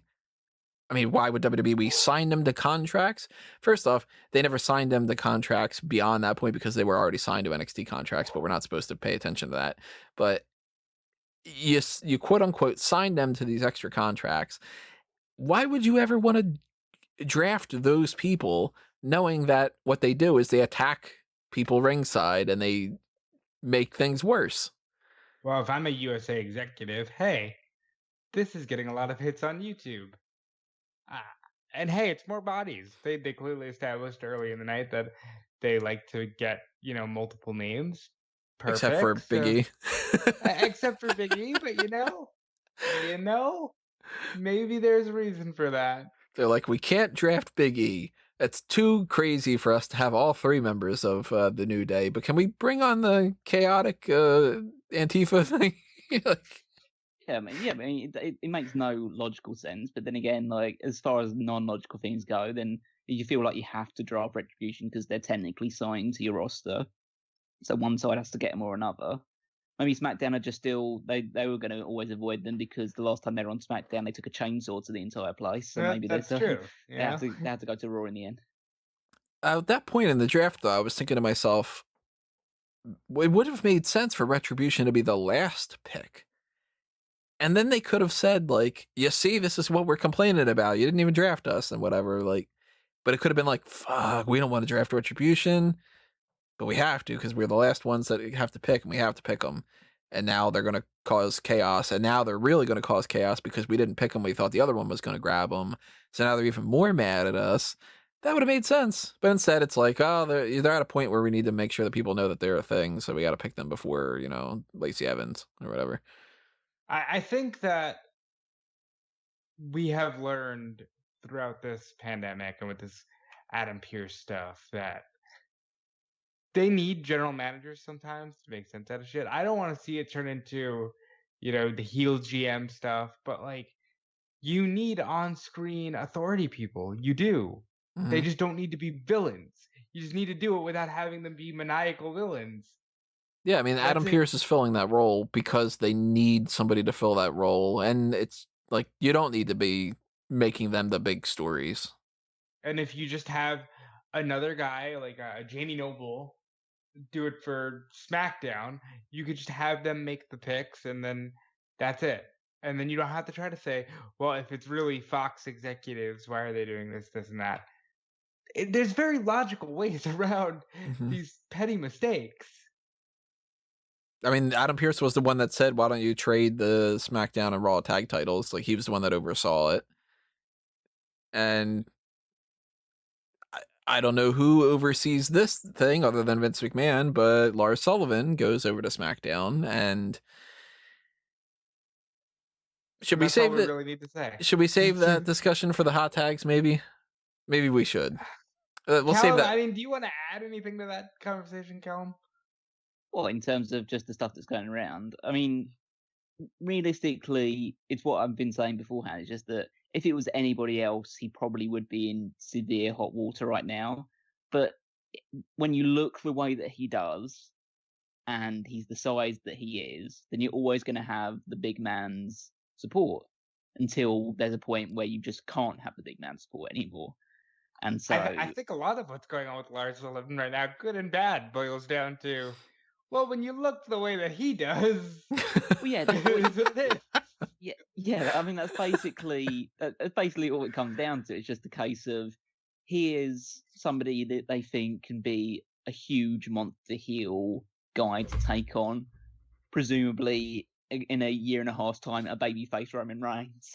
So it's like they're going to keep him around until he gets that opportunity, I guess. Because let's face it, there's plenty of people on the roster with stuff that's circulating them at the moment, which kind of makes you feel like whether they should be being presented a lot right now or not. And they're keeping them around. There must be reasons for all this stuff.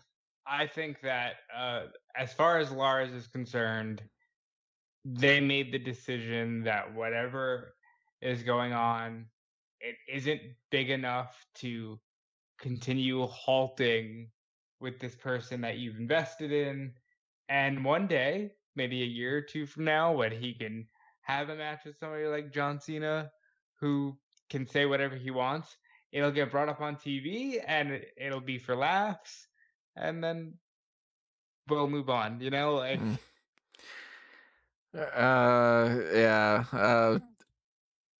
potentially more discussion on this on the hot tags, because it seems like every day there's a potential of, hey, this isn't also boys will be boys again and again and again and again and again. That kind of thing. It's like, oh god. I will say this: I'm obviously not gonna defend or condone anything that I've heard and seen that of him being put out there. Right. But it does seem like this guy is being just totally targeted. Like the second that he came back, people were just online just trying to find something else about him, which I don't condone in the same regard as well. If it obviously leads to people being protected from him doing these things in future, or if there's things that happened a long, long time ago and maybe he's learned and grown from that point onwards. But it's just a case of that it doesn't, two wrongs don't make a right. Him doing those things is bad, but people then hounding him and finding every single aspect of his online history and stuff like that is not good either. Although the most recent history thing was like this week. Well, okay, that's true.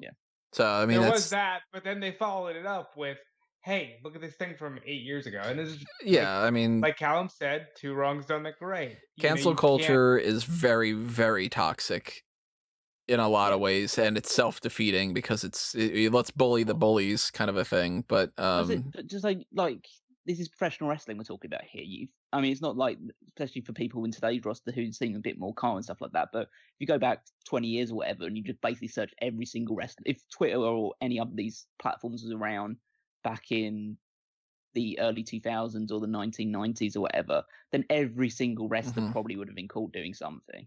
Ric Flair would have been crucified for so many different things. Like Austin, of course. I mean, that would have been a bigger deal about the fact that he, with Deborah and everything, like that gets swept under the rug.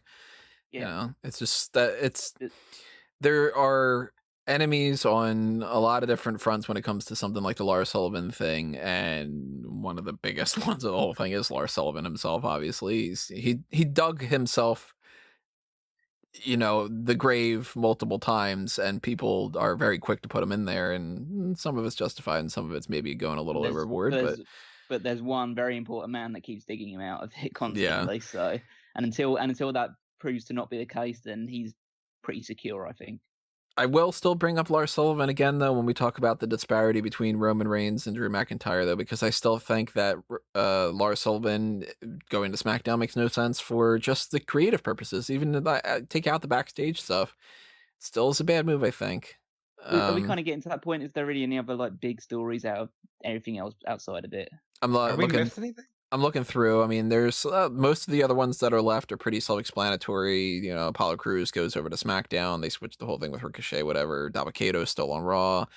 There's really nothing other than that kind of setup.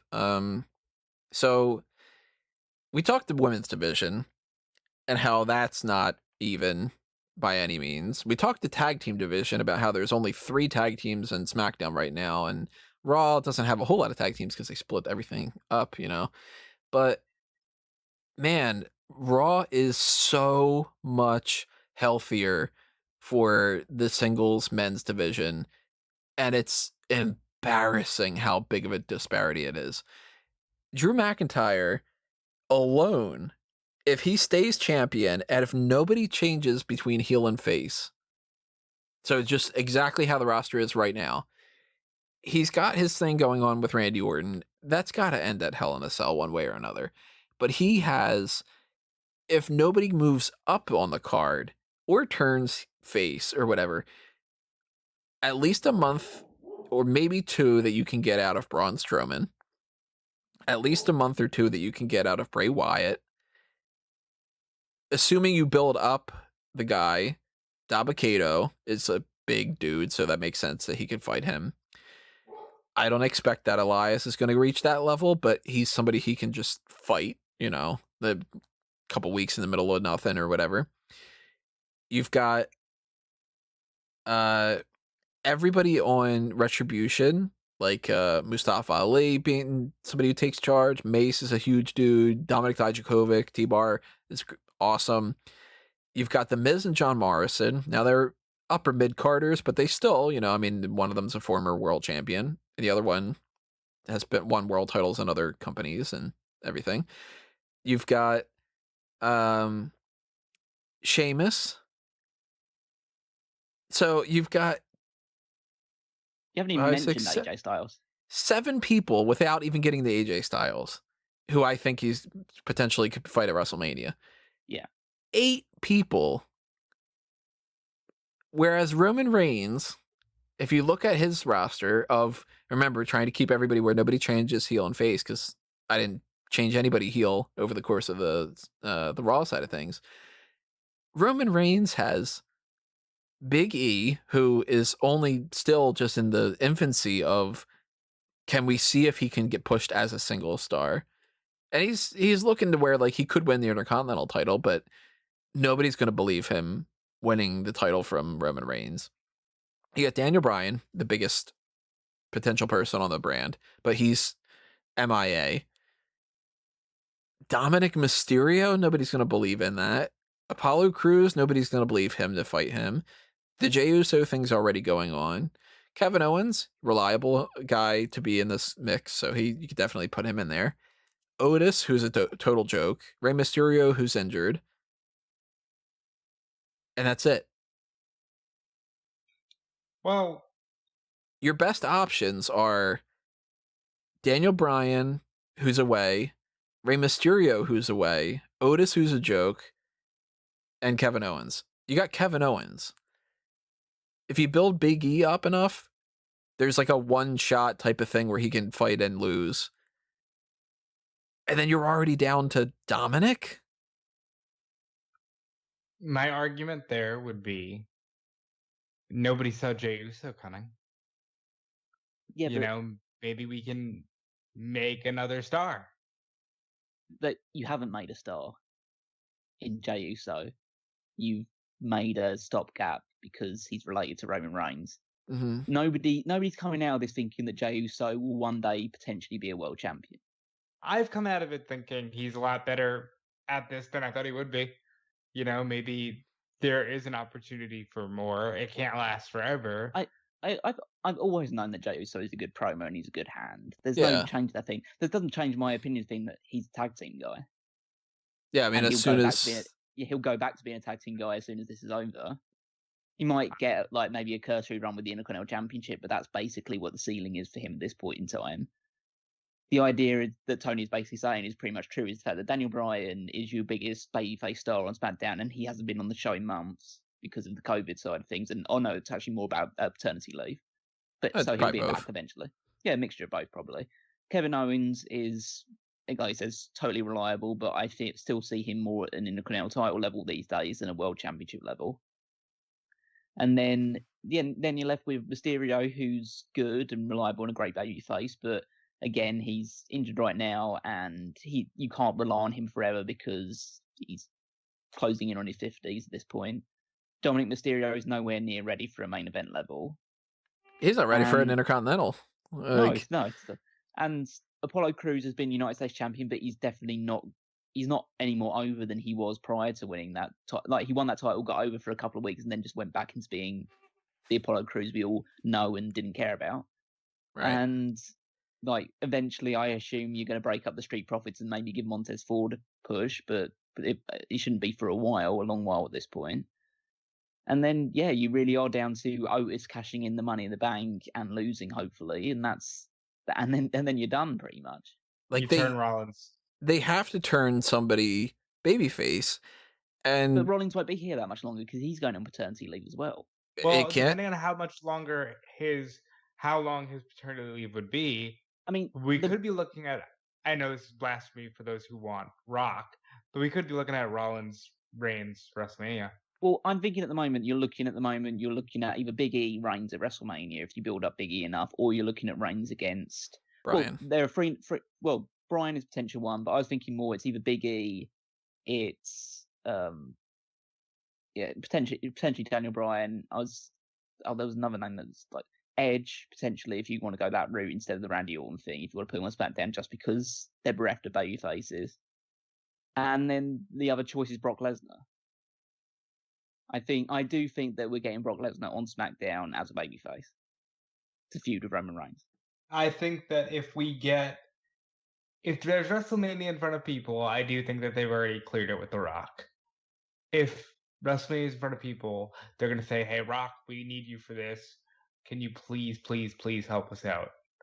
Because, it's our big show in front of people, or it's a big comeback. Let's do Florida. It's Florida for some goddamn reason.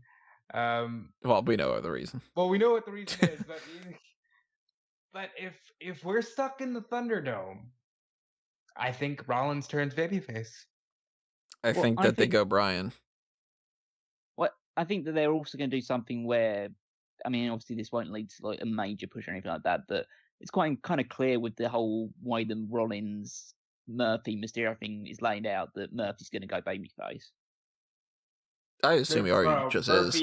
Murphy, he had a good match with Roman last year, yes, but Murphy ain't main event. No. But we're not saying that the only two people that can realistically at this point in time with these configurations win the World Championship from Roman Reigns is Kevin Owens and Daniel Bryan. Yeah, because it's not going to be Rey Mysterio and he's injured, and everybody else, Big E, Murphy, Dominic, Apollo, they're not on that level, and they would have to go through. It's one thing enough to be like Kofi Kingston wins the world title, but he wins it in this weird thing that never tends to happen. It's this perfect storm where it's right at the Elimination Chamber, and it's right with this, and it's right against an opponent like a Daniel Bryan, where he's willing to do that, and he's somebody who can lose to Bryan, whatever. Tribal Chief Roman Reigns, he is not losing that belt to Big E. Like, as good as Big E can be, and they could push him to a world championship. Like, I mean, I like Big E. He's entertaining as all hell. You got to push him way farther to have him beat Roman Reigns compared to Kofi beating Daniel Bryan. It's like you said, with Kofi, it was a perfect storm. And I think one of the major elements of that perfect storm is it wasn't the main focal point of that WrestleMania. It's a lot easier for Great Khali to win a world title when there's another world title. And there's, the focal point is on something else at that time. I forget exactly who it was. But like, suddenly you can get a terrible example, Alberto Del Rio versus Jack Swagger for one of the world championships. And then the next night, Dolph Ziggler wins the title when what you really care about is John Cena versus The Rock. Yep. So, and I think hindsight has been a lot more kind to the Kofi Kingston issue than going into it. Had they put Kofi in the spotlight at that year's Mania, it would have been all about snubbing the women. Yeah. So, again, perfect storm, beautiful moment for Kofi. Big E Langston ain't Kofi Kingston, and he ain't beating Tribal Chief Roman Reigns. No. Listen, if you put that belt on The Miz, sure. Big E can do that, but he's not beating Roman. Like, tomorrow, they could have... Well, not tomorrow, because it's Thursday, but tomorrow, in theoretically speaking kind of terms, they could have Big E beat Sami Zayn from the Intercontinental Championship, and I'm like, oh, okay. Yeah, makes sense. Totally get it. They could have Dominic beat Sami Zayn, and I could go, wow, they're putting the belt on him? Okay, well, let's see what the kid's got. They could have Big E versus Cesaro in a regular match. They could have Aleister Black fight Drew McIntyre for the championship and lose. There's lots of pairings you can do where it's not necessarily an equal level, but Big E versus Roman is not going to be an equal scenario. You would have to spend so much time to get Big E to the point where people would even buy into a chance that he would win that. Tribal Chief's not losing to anybody but The Rock, Brock Lesnar, John Cena, Undertaker, Triple H, Drew McIntyre, those big names. I think you're stretching it by saying the name Drew McIntyre. I love even that. I think, yeah, because Roman Reigns, fucking awesome right now. Best thing that they got going on in some ways. And you mean to tell me that the plan is going to be that Otis Dozovic cashes in at WrestleMania and beats him? No, it ain't happening. His last name was Dozovic. Yeah. Like, if that's where they go, I don't know. I'll do some kind of a weird podcast one episode or something. I don't know. But, like, it's not going to be Robert Roode versus Roman Reigns. He's a heel and nobody's going to buy into that. I love Robert Roode in a lot of ways, but it's just not a thing. And Dolph Ziggler, if he turns babyface, then it's not going to get a feud out of that with Roman Reigns. Like, you have to turn a bunch of these people face just to give him options, and the options aren't going to be worthwhile. Well, eventually Reigns has to lose that title. And I know you're saying about the big names. But at a certain point, you can't just keep circulating through these big names. Yeah. You can't always rely on Brock Lesnar, Triple H, The Rock bailing you out on these big situations, just trading the title between them and Reigns for eternity. You need to start building up these other names to get to a point where you can be... And even if it is, like, seemingly uneven, you can still have Big E defeat Roman Reigns for the title at WrestleMania or something. And it to be a bit of a shock, and that shock, like Mankind beating The Rock. Mankind shouldn't beat The Rock by any stretch of imagination. But like Mankind was at that level. But you can get Big E to that level by WrestleMania if you push him hard enough. I think we're getting into the weeds with this, and I think a lot of the issue is kind of going back to what Tony said, where it only makes sense when you go, well, they're pushing him, and because it's fake and it's a story, and they can do whatever they want. But it doesn't have that organic feel to it. Now, I would believe in Daniel Bryan and the Yes Movement beating Roman Reigns. And I could believe in Kevin Owens beating him if they would show that they care enough about Kevin Owens. Kevin Owens is awesome, one of my favorite guys on the roster that keeps being underutilized in a lot of ways, and it's really a shame. So he's lost a lot of his luster over the past couple of years. But if here's one move that I think would have made a big difference between my perception. If Keith Lee would have gone to SmackDown, I would be like, oh, okay, so we're getting Keith Lee versus Roman Reigns at WrestleMania, and Keith Lee is going to be that guy. And that's pretty cool. But that's not the case. Yeah, I agree with that. Keith Lee's on Monday Night Raw, where his ceiling is either, realistically at this point, Drew McIntyre retains the title and Keith Lee either turns heel and beats him for it or doesn't get that world title until after McIntyre drops it to somebody else, or Randy Orton wins the title at Hell in a Cell and we get Randy Orton and Keith Lee fighting again, and Randy Orton's not dropping that title until WrestleMania, and he's dropping it to Edge. So it's not going to go to Keith Lee anyway. Keith Lee is stuck as a United States champion at most, it seems. He's in purgatory right now, which he shouldn't be in purgatory. Yeah. Meanwhile, Roman Reigns has not a whole lot of options to go with that's going to really move the needle at the very least. Like, imagine if they don't change the roster and we have to wait until October of next year for another draft, because they did the drafts around this time frame every time that they've done it so far. You mean to tell me that this roster on SmackDown is going to sustain Roman Reigns having viable opponents for a year? You need 12 opponents for that, essentially, and he's got 2.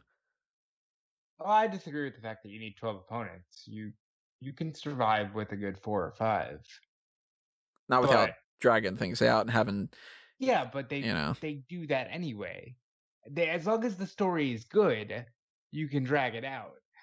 I like the idea of Bryan. I'm kind of beginning to think that with the story and with the history they have, there's a good chance for Rollins if they have nobody else. But it's like Callum said, you can't always rely on The Rock. You know, it just doesn't seem logical. Yeah. And realistically, at the moment, he has 2. By the end of that October thing, hopefully, again, you say it with a pinch of salt because WWE is bad at doing this sort of thing, especially in recent years. But hopefully by that point, Kevin Owens is at a better level. Big E is at a better level. You potentially have Seth Rollins turn babyface. Maybe at that point in time, you can have a run with Rey Mysterio for a month against Roman Reigns, and that's not really going to affect things too much. And then obviously you do have the wild cards of The Rock and Brock Lesnar. I think are the 2 ones that might be just drafted in order to either provide a stopgap where you have Reigns beat them to cement himself even further, or they're the ones that will hold the title in between whenever Roman's not holding it. I mean, it's certainly not going to be like suddenly Shorty G gets a massive push. Well, no. Well, hopefully, I'm hoping that he gets pushed out of the company and then he ends up in AEW. That's kind of like the only thing that I'm really hoping for Shorty G at the moment. So, I mean, we've got some feuds that we can look forward to on both rosters, like whether it's things we've seen before, like Kevin Owens versus Sami Zayn, or if it's something that's brand new, like I don't know, Dabba-Kato versus Keith Lee, whatever. There are some things to look forward to. There are some things like the fact that McIntyre's got, McIntyre versus Sheamus. That's going to be fun. McIntyre versus Styles. That's going to be good. McIntyre is like, if there's anybody sitting pretty right now, it's McIntyre. If he stays champion, or even if he doesn't stay champion, if they give him a solid enough feud without the title on the line, that's looking good. I mean, you can get Jeff Hardy doing the Willow thing against Bray Wyatt since they're on the same thing. You can get Matt Riddle and Keith Lee teaming up. You can get them against each other. You can get, I got a feeling Matt Riddle versus Randy Orton could be a good feud. I'm looking forward to maybe Braun Strowman turning babyface and being one of the people who can fight with Mace and T-Bar. Because Dominic Dijakovic versus Braun Strowman, yeah, sign me up for that, you know. Kalisto versus Rey Mysterio, that could be fun. There's positives to take out of this amongst a whole series of WTF moments and nail biting, oh my god, they're going to screw this up. And what's up with the tag team divisions? And what's up with this? And why did you do that? And, you know, all the things that go along with that. Pure insanity. You expect anything else from a WWE draft? No. So those are the talking points that I'm thinking of. Is there anything else you guys think we can kind of dive into? At least today before things start like changing up with next week. Well, Andrade is out because he's having an elective surgery. That just came out through Wrestling Inc. That's why nobody drafted him, because he's going to be out. He'll probably just pop back up on Raw. Yeah. Well, Charlotte's there, so it would make sense. Even if they don't really care about keeping couples together at the moment, because why would they need to? But still, yeah, there's not really much else to add to it. Just to see, basically, the big just question mark is how long do the rosters stay this way? I'm gonna say by Survivor Series we're gonna see somebody move from one roster to the other. I think the Royal Rumble will switch somebody. I'm expecting some people from NXT to be moved around, and maybe that happens with some kind of Survivor Series thing where it's like, haha, look at this. I'm actually not on Team NXT. I'm on Team Raw or something like that. Should be going to SmackDown because SmackDown needs the people. But maybe that's the case. We've seen before where people move just at random. You know, that one year where they were like, hey, Lars Sullivan's going up and so are these other people, and they're happening around Survivor Series, and we'll wait also an extra 2 months, even though we said that we're just doing this. They tried to do that whole thing with Gargano and Ciampa and Ricochet and Aleister Black, and that was, I think, in January of that year. Might have been February. Yep. It was before Mania. We can get people caught up in the Royal Rumble. We can get people after WrestleMania where they just move some people. It's not staying the way that it is right now all the way up until WrestleMania. Something is changing. Somebody's going between the rosters, or somebody's going with NXT up, or somebody's going down from NXT, like a Bo Dallas type or something. Something's changing for sure. And they're also going to abuse that brand invitational. And they're going to just flat out have people do things for the sake of doing it. You know, they'll break their own rules. So we'll see how this plays out. We'll see, with the benefit of hindsight, how this all works. We'll do an eventual Wrestling is 2020 about the draft and do a whole breakdown of being like, you know, this ended up being a big positive for Lince Dorado. Or, you know, hey, Arturo Huas really sticking on Raw Underground, that ended up being a big difference. Or, you know what, that Tucker, now he's released because he moved over to Raw. You know, like it's going to be something that we'll see play out over months. I'm very sorry that the Friar Tucker gimmick didn't work out. Good old Friar Tucker. A toll is a toll and a roll is a roll.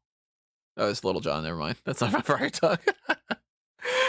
Good movie, Robin Hood Men in Tights. Brain fart, though. So, if you have any other ideas of what you think is positive or negative about the draft, drop them in the comments below. Maybe you agree or you disagree with our points. Still perfectly fine to chime in with your thoughts. And I guess the way that we'll see how this works out is going to start just on tonight's NXT. Maybe we'll see if we get any kind of fallout with that kind of stuff, where maybe they just completely ignore them and continue on going forward. Obviously, coverage of any other random draft moves will be attributed to hot tags in the future or anything else down the line. I'm not going to bother with, like, you know, writing up full articles about if they decide to pick up Big Show and move them somewhere or something.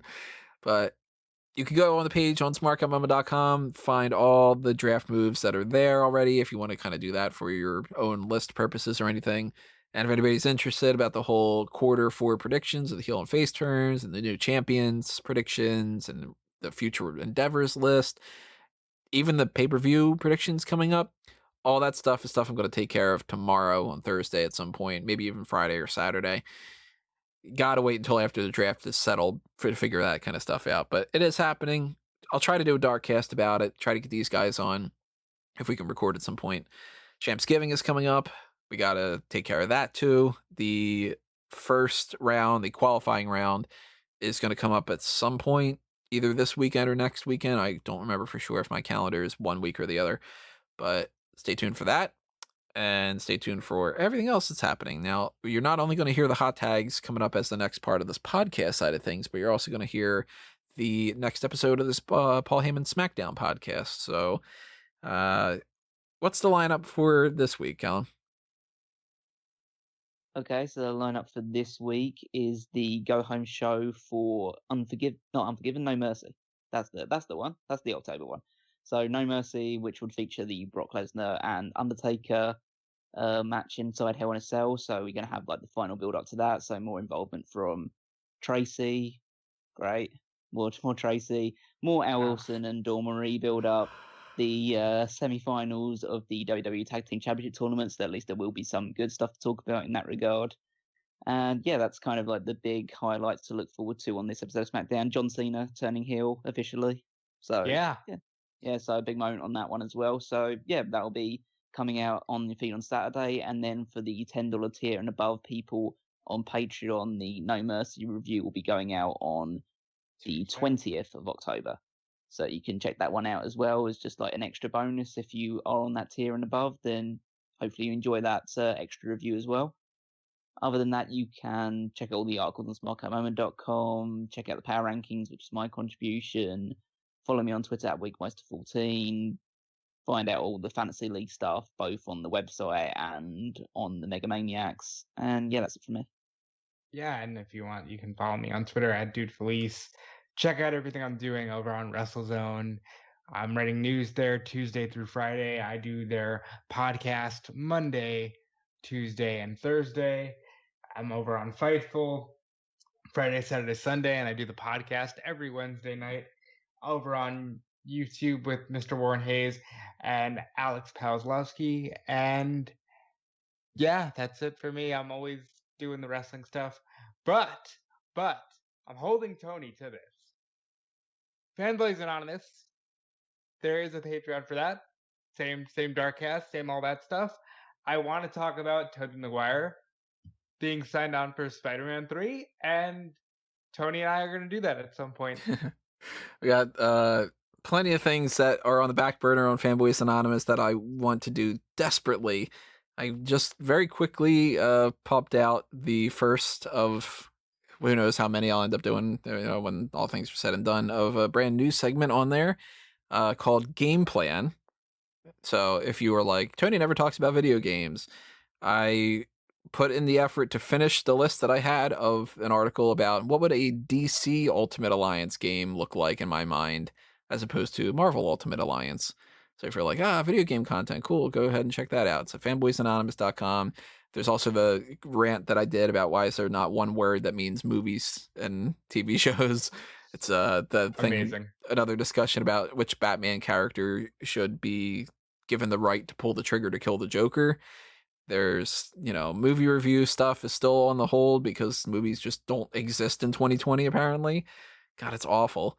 And, if you'll find anything on that kind of geek culture spectrum, you'll find it on fanboysanonymous.com. So show some love over to the Blue Brand, help that out, hit up the Patreon, check out the merchandise shops, follow, like, favorite, share, all that stuff. YouTube, obviously, is another avenue I haven't been doing much on, but the more support that's over there, the more that I can dedicate the time and not dedicate the time to other things like, I'm doing my e-wrestling news stuff, I'm doing my Bleacher Report stuff, and I'd love to do more on Smark Out Moment, but I'm really itching to do more Fanboys content. So if you want me to, show the support, and I'll be able to. And if you just want me to do more Smark Out Moment stuff, show more support for Smark Out Moment, because I'm going to be sticking around for that for, however long. So as long as you're sticking around, you're following this stuff under a mango tree, you're following me at Tony Mango, you'll see plenty of things happening, too many things happening, too many plates are being spun, dropping a couple of them, but, sometimes you seal it with gold. And hopefully everybody has a good week. We'll talk to you next time on the Hot Tags, and we'll see you then, everybody. But for now, this has been another Smark Out moment, and we're being counted out.